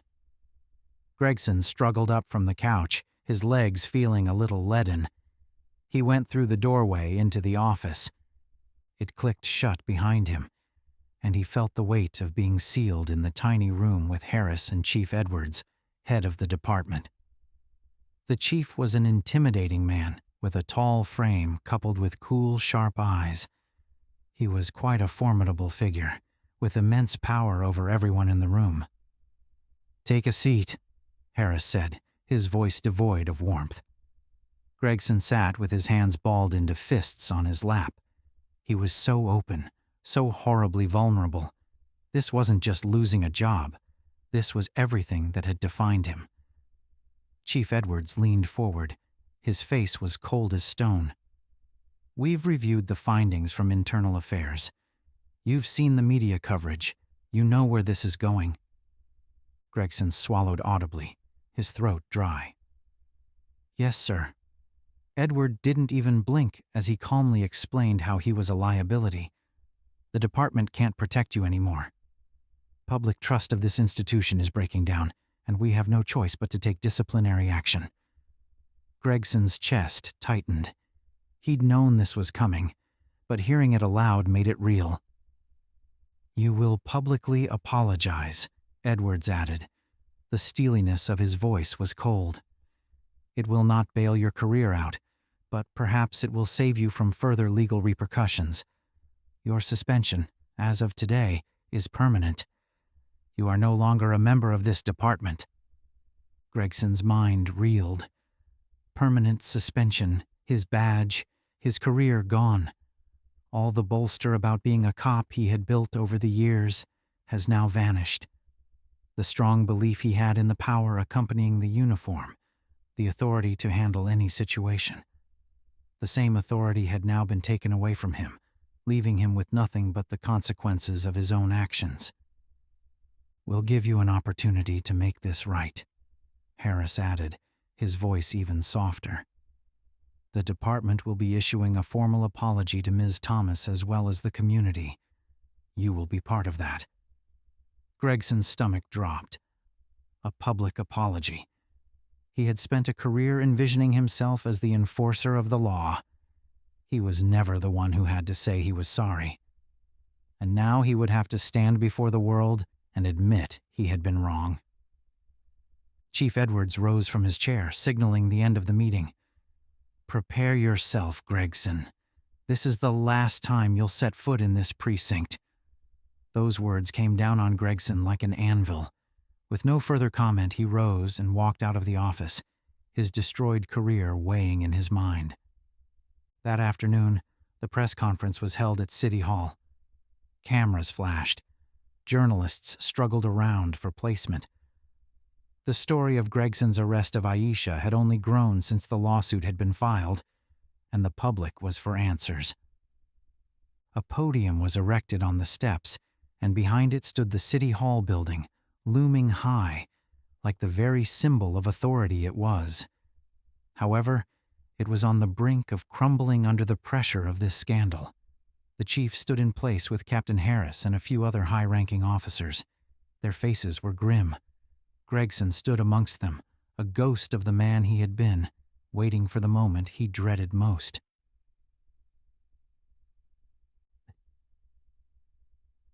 First, Chief Edwards stepped up to the podium as the microphones were adjusted. His face was serious, while his tone was cautious as he spoke with the audience. Thank you all for coming today. We are here today to discuss an incident that has shocked the city and the effect it has in law enforcement. The wrongful arrest of Aisha Thomas, a respected attorney and pillar of this community, shines a light on issues in our department that can no longer be ignored. Edwards paused for effect. Reporters were writing furiously.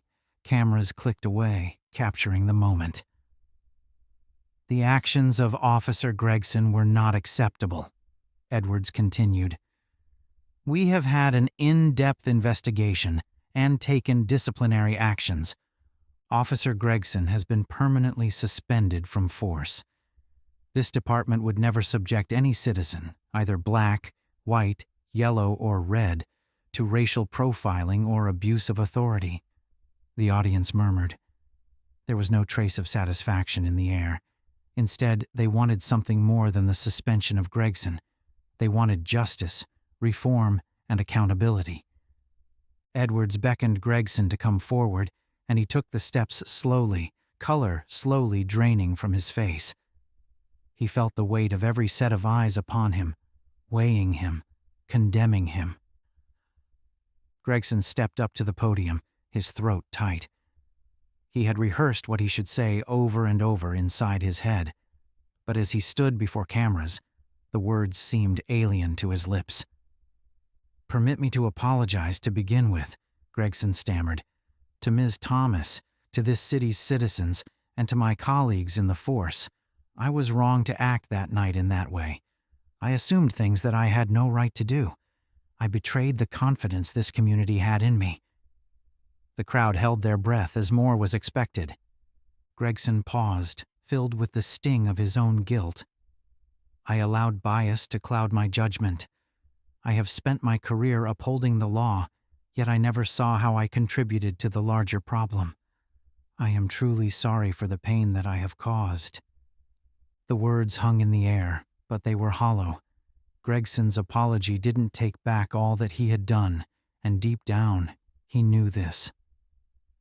The reporters pressed on for more, but Gregson stepped back from the podium, head bowed. He couldn't face the cameras anymore. Chief Edwards made his way back to the podium, a reformist pledge to end the conference.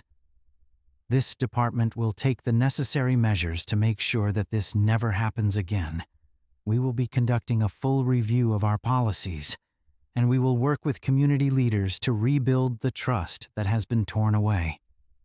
Gregson slipped away from the post-press conference, back into the obscurity. His apology, while much needed, did nothing to lighten the heaviness that he was carrying in his heart. His career as a professional player was over, and he had himself to blame.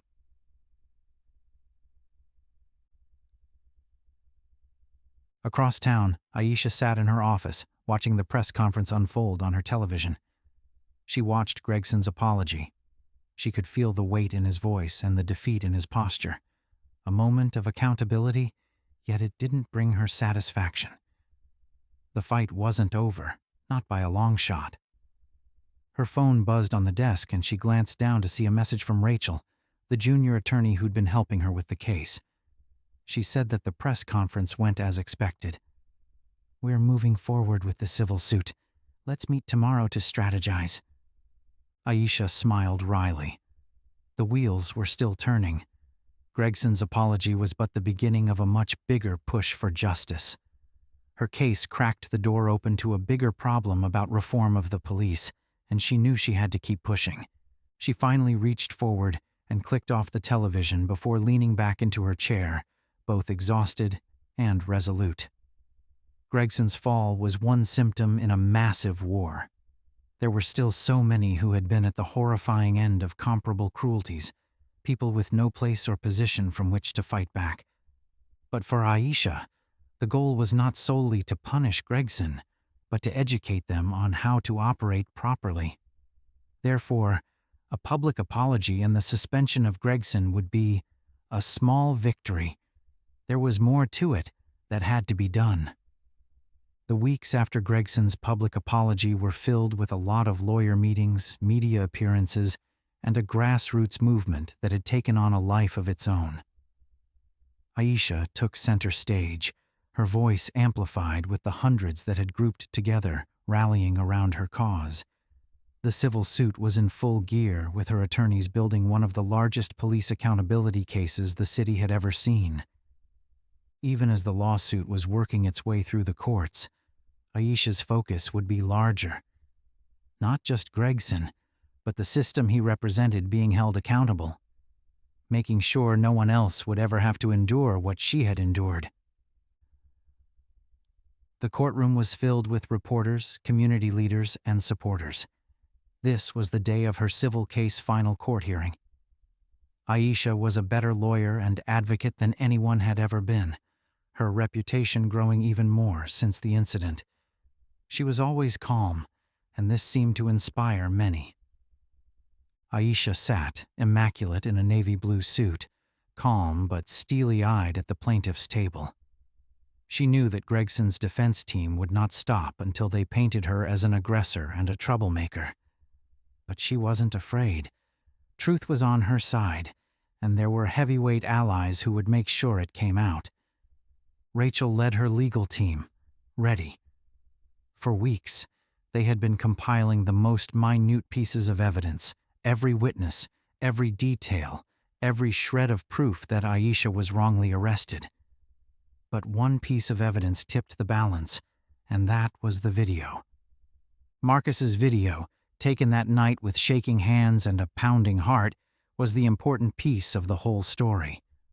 The courtroom door burst open, and in walked a no-nonsense woman, Judge Moreno. She swept her robes behind her as she took her seat. The room fell silent, with the weight of the moment settling over everyone in it. "We're now in session," Judge Moreno declared, her voice steady and commanding. "The case of Aisha Thomas versus Officer Gregson and the City Police Department will now proceed." Aisha flashed a quick signal at Rachel. Her heart was incredibly calm. This was it, the moment she had been waiting for, the moment she would take back the power that was so violently stolen from her that night. Gregson sat across the room at the defense table, his face pale and drawn. He had gone through hell since that night of the arrest. His career was in shambles, his reputation destroyed. The media had crucified him. His name was splattered across headlines accusing him of everything from racial profiling to outright abuse of power. His defense team, led by attorney Bill Harmon, was good, maybe among the best in the city, but even they had struggled to mount a credible defense against the overwhelming evidence stacked against him.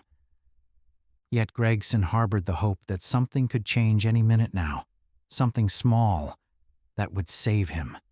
He looked anxiously at the jury, but their faces were impassive. Smoothing his tie, Harmon stood and approached the jury with the assurance of a man who had seen the inside of more courtrooms than most. "Ladies and gentlemen of the jury," he began, his tone suave and modulated, "we realize that this case is emotionally charged in many ways. I ask you, however, to put those emotions aside and deal with the facts." He nodded toward Gregson.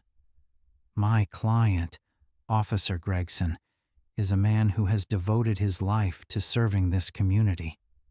On the night in question, he was merely doing his job, enforcing the law and protecting the public. The arrest of Ms. Thomas, while unfortunate, was not the product of malice or racial bias. It was a legal action taken in response to what he perceived as a threat. Aisha's jaw clenched, but she remained cool. Of course, this was what she had expected from Harmon. Still, the words cut. Perceived threat? She had made no threat that night. She knew that, and so did everybody else. His voice was unwavering. We will prove that Officer Gregson acted within the course of his duty. We will prove that Ms. Thomas, while a fine attorney, became uncooperative and defiant during the stop, thereby placing Officer Gregson in a position where he had no choice but to escalate the situation. We ask that you consider the evidence objectively and understand that at times, even the best of actions result in unintended consequences. Rachel stood, her expression fierce and determined. Your Honor, if I may, she said, stepping forward. Judge Moreno nodded, and Rachel advanced with quiet confidence that instantly commanded the jury's attention. We are not here to debate whether Officer Gregson was doing his job, Rachel began. We are here to address whether his actions that night were justified. We are here to talk about racial profiling, which led him to position Ms. Thomas as a suspect, even though she was completely compliant and cooperative.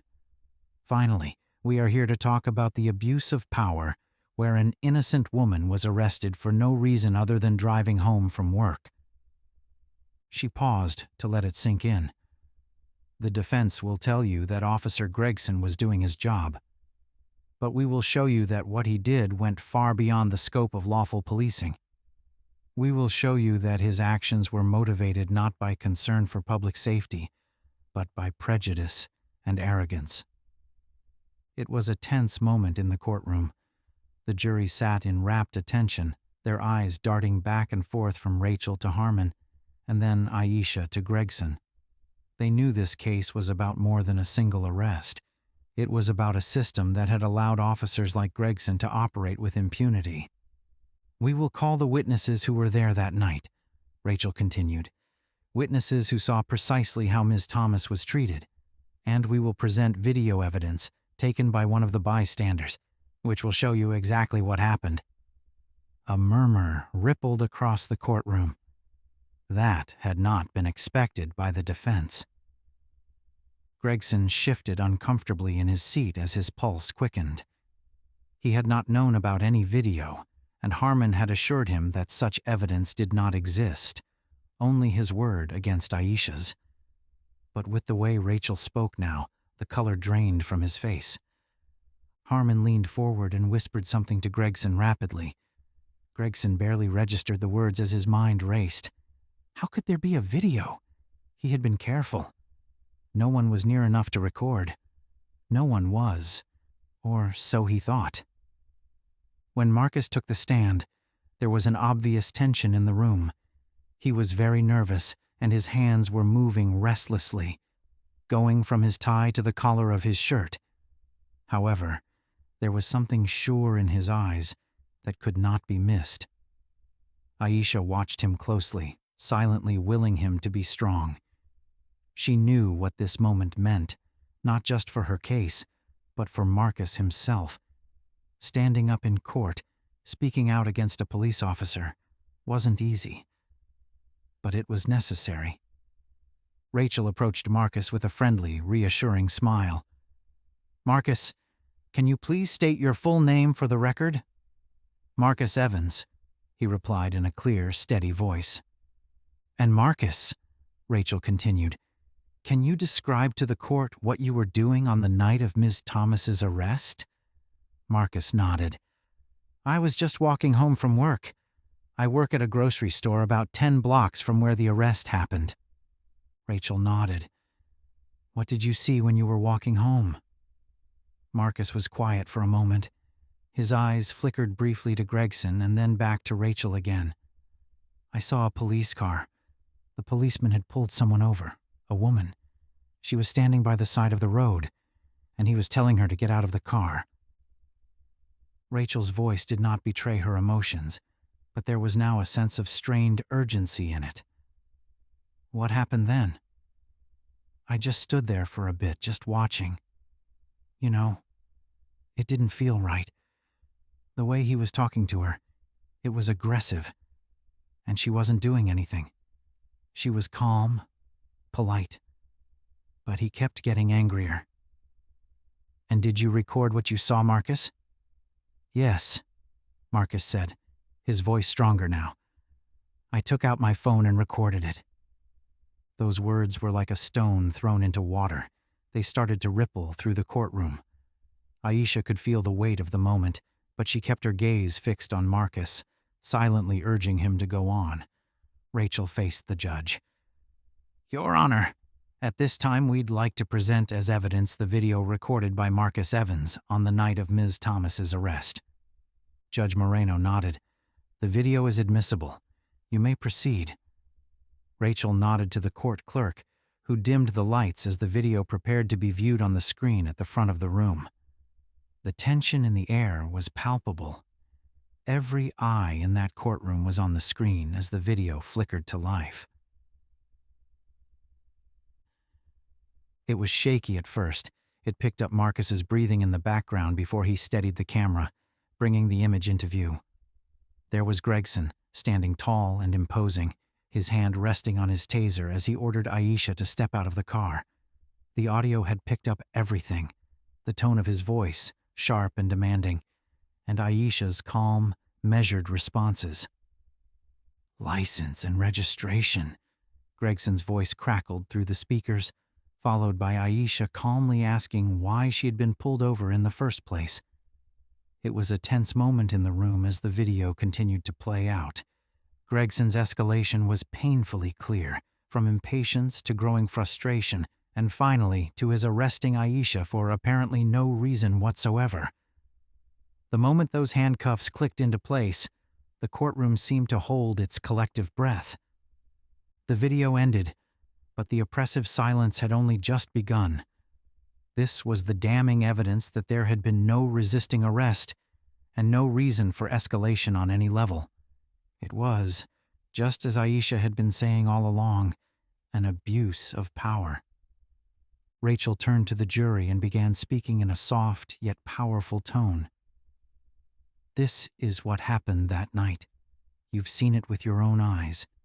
Ms. Thomas was calm, cooperative, and compliant. There was no threat, no reason for the arrest. Officer Gregson acted out of bias, not duty. And for that, there must be accountability. Gregson sat frozen in his seat, his mind reeling. The whole incident was worse than he remembered. To see it from an outsider's perspective, to hear his own voice, his own words, it was like watching another person. How did it come to this? Harmon leaned over to him, his voice low and urgent, but Gregson barely heard. He couldn't look away from the screen, even though the video had ended. The courtroom was closing in on him, the walls shrinking, the air growing thinner. This was it. He was done. The next witness, called by Rachel, slowly made his way to the stand. The elderly gentleman moved carefully, his joints stiffened by age, but his eyes were bright. As he took his oath and sat down, there was a quiet strength about him. Aisha had spoken with him earlier, thanking him for his bravery in appearing in court, and now, as he prepared to testify, she felt a deep sense of gratitude for his presence. Rachel approached the witness stand. Mr. Harris, can you describe to the court what you saw on the night of Miss Thomas's arrest? Mr. Harris cleared his throat. His voice was hoarse but firm. I was sitting on my porch like I do every evening. Suddenly, I saw the police car pull that young lady over, Ms. Thomas. I saw him talking to her, and it didn't sit right with me. The way he talked, the way he acted, it wasn't about keeping peace. It was control. And what do you mean by that? Rachel asked softly. Mr. Harris hunched forward slightly, his hands together. He wasn't listening to her. She was being polite, respectful, but he didn't care. He'd already made up his mind about her when he saw her, and that's why he arrested her. Rachel nodded, her voice gentle. Thank you, Mr. Harris. Rosa took the stand next, her testimony echoing his.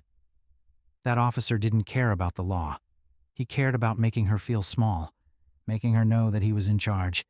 But Ms. Thomas, she didn't do anything wrong. With each witness and each additional testimony, it became clear, unmistakable, that a wrong had been done to Aisha, and that Gregson's actions were part of an emerging pattern of abuse. After the calling of the witnesses, the playing of the video, and the closing arguments from both sides, the courtroom fell heavy with silence. The jury had received its instructions, and now it rested in their hands to decide. The hours ticked by as the jury deliberated, the tension in the room mounting with each passing minute. Aisha sat quietly, hands clasped in her lap, her heart pounding. This was it. Everything she had fought for, everything she had endured, was coming down to this moment. Finally, the jury returned. The foreman stood up, holding a piece of paper in his hands. Clearing his throat, he read the verdict in a firm tone. We vote in favor of the plaintiff, Aisha Thomas. Officer Gregson is guilty of wrongful arrest, abuse of power, and violation of civil rights. Applause echoed through the room. A wave of emotion washed over Aisha, relief, triumph, and an overwhelming sense of justice. She had done it. She had won. But more than that, she had proved that the system, while flawed, could still be held accountable. As Aisha came to her feet and began to walk out of the courtroom, she turned around in the direction of Marcus, Mr. Harris, and Rosa. They had supported her, been there for her when she needed them most, and she would always be grateful. It wasn't the courtroom victory against Gregson that weighed on Aisha's mind as she stepped into the bright sunlight. It was something else entirely. She knew that the real battle was yet to be fought. After Marcus's video surfaced, her case had become even more of a media sensation. The matter now completely blew up. It was in newspapers, online, and across social media platforms. Reporters swarmed her outside the courthouse, shoving microphones in her face and demanding that she describe her personal victory. But Aisha's thoughts were on something much bigger than a single corrupt cop. The crowd outside wasn't just made up of reporters. There were community members, activists, and families of others who had been victimized by the same system of injustice. They had gathered, not for Aisha, not for Gregson, but for what her case represented. This was about generations of racial profiling, harassment, and police abuse inflicted on Black and brown communities. Aisha knew she couldn't stop here. As the crowd surged forward, she raised her hand, signaling the reporters to wait. She wasn't ready to make a statement. She wanted to gather her thoughts first, so she could express exactly what needed to be said. Her case had opened a door, and now it was up to her to decide how to push it further, to turn her personal victory into a bigger fight for justice. Sitting at her desk the day after the trial, Aisha stared at the long list of missed calls, emails, and texts that had flooded in. Her victory against Gregson had ignited a movement that was growing by the minute. But she knew it needed to be directed towards something bigger, not about her, but about those who had been silenced and failed by a system that dehumanized them. The energy from this moment needed to be channeled into real change. A knock at the door pulled her from her thoughts, and Rachel stepped in, a stack of papers in her hands. "You've been getting calls non-stop," Rachel said with a weary smile. "The media, civil rights organizations, politicians, everyone wants to talk to you. It's a lot." Aisha nodded, her mind still racing. "I know, but we can't let this just become another headline. We need to turn this momentum into something real." Rachel sat across from her, placing the papers on the desk. "What are you thinking? A public statement? A press conference?"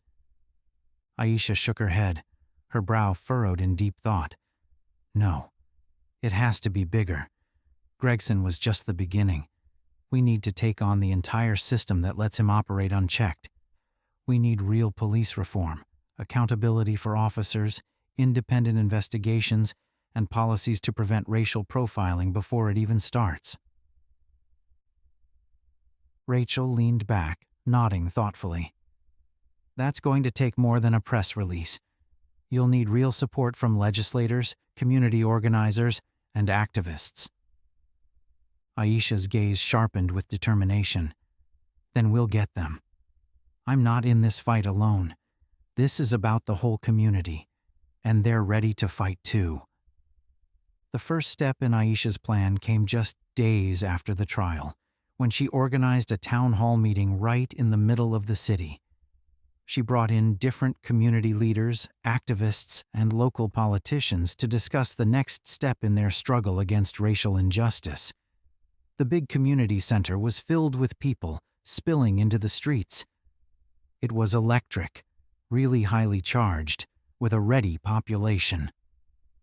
Aisha stood at the front of the room, her heart pounding as she looked out at the sea of faces. Some were familiar members of the community who had been vocal about racial justice for years. Others were new allies, drawn in by the attention her case had garnered. But all of them were here because they believed in the same thing, that the system needed to change.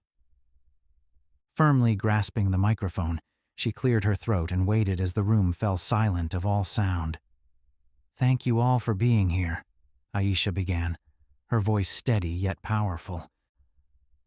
"What we did in court recently was significant. We took an officer and held him accountable for his actions, but we know this is not just an issue of one man. Gregson's behavior was the symptom of a larger problem, a system designed to protect the officers rather than the very people they are supposed to be serving."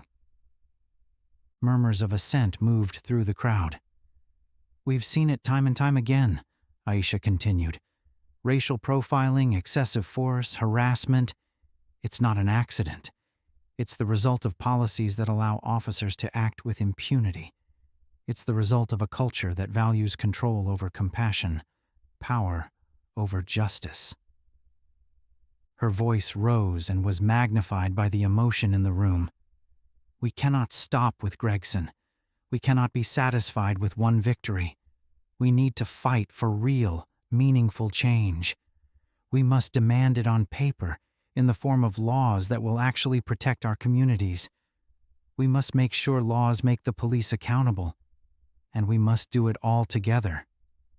Clapping began and grew into wild applause that echoed off the walls.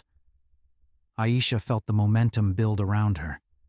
Still, she knew speeches wouldn't be enough. The real work had to come next.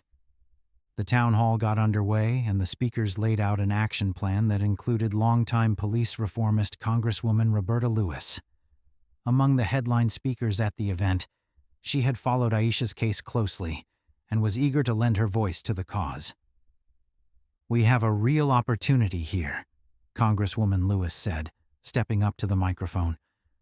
"What happened to Aisha Thomas happens to people across this country every day.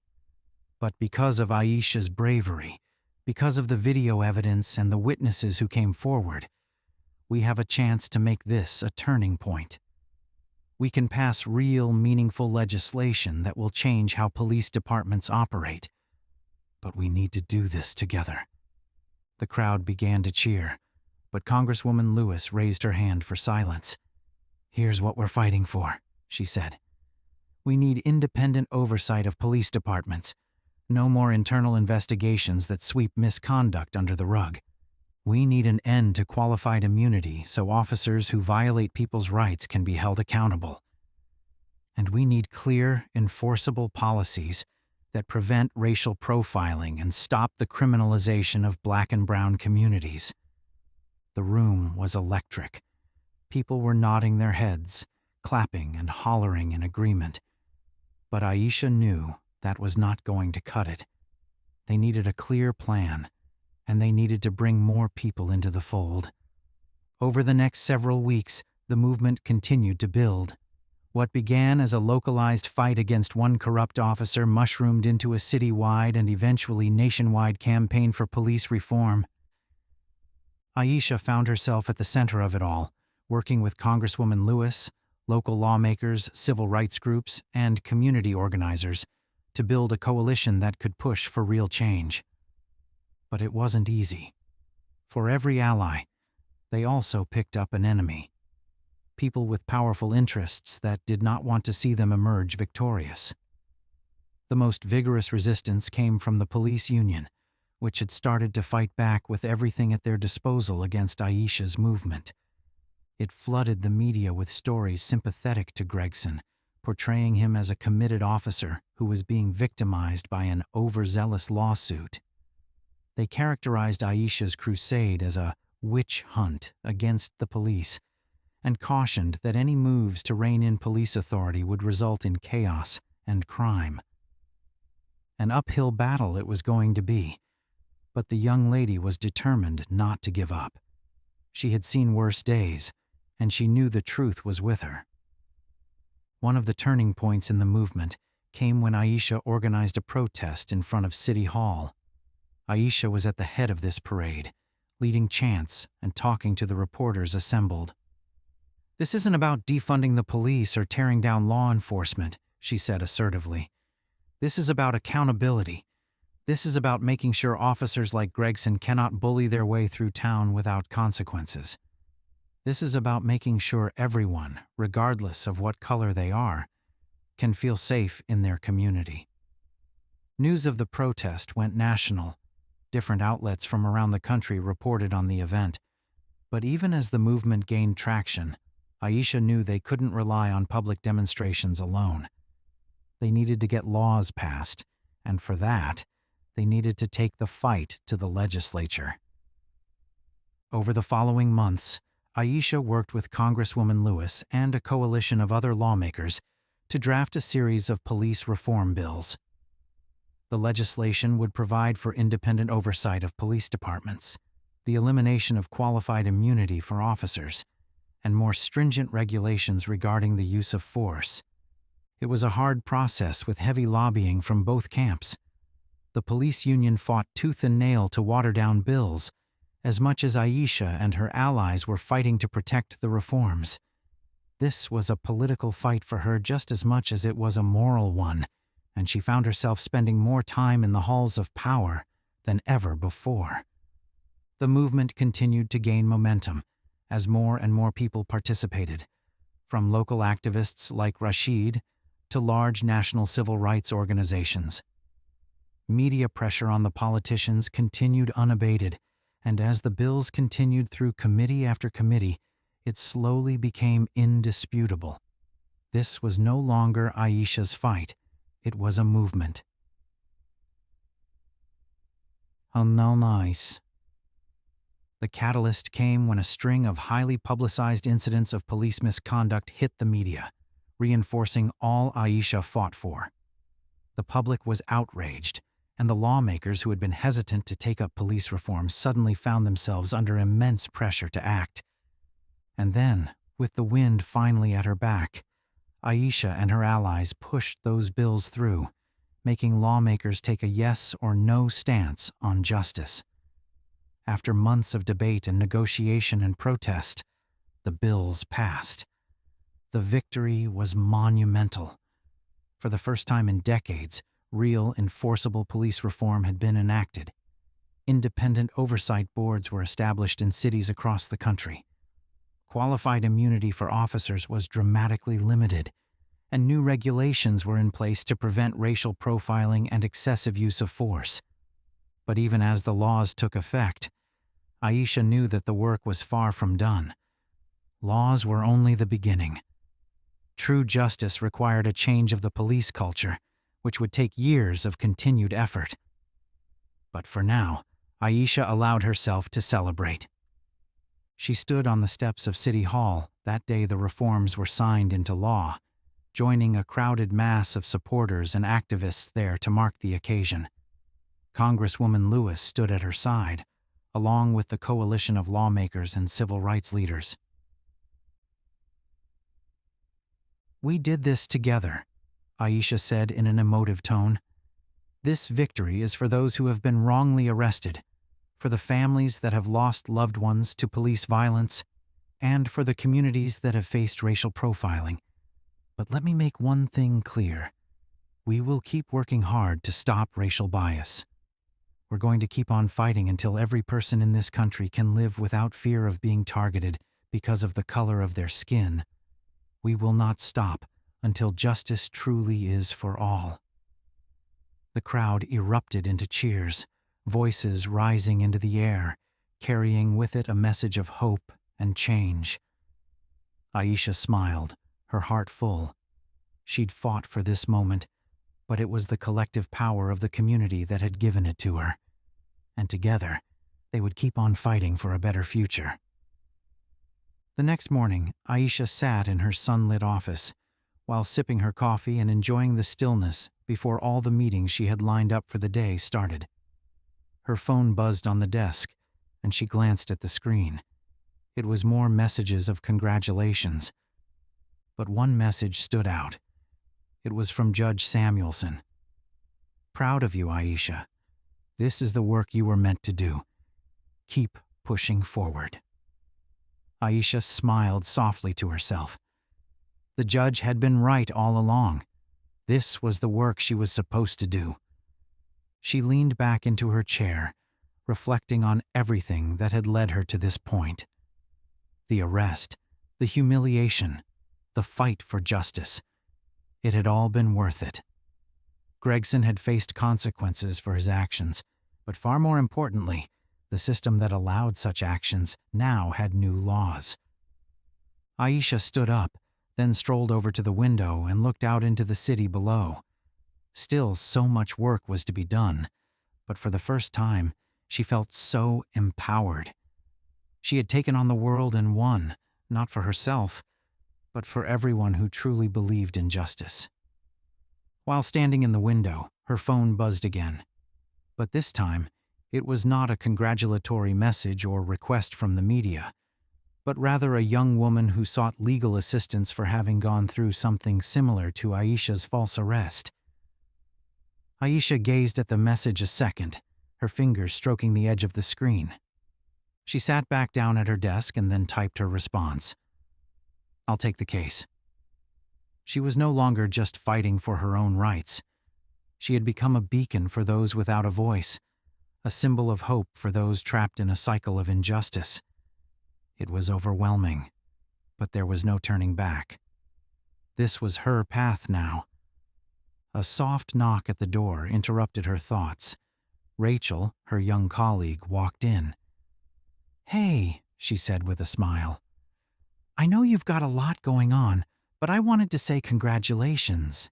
And we need to start thinking about what's next." Aisha smiled warmly, setting her phone aside. "You're right. Things are moving fast. But we're ready."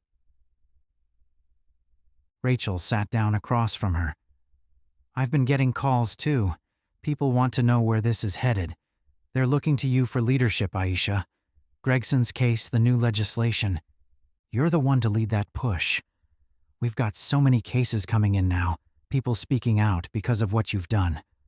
We'll need to expand, build more support.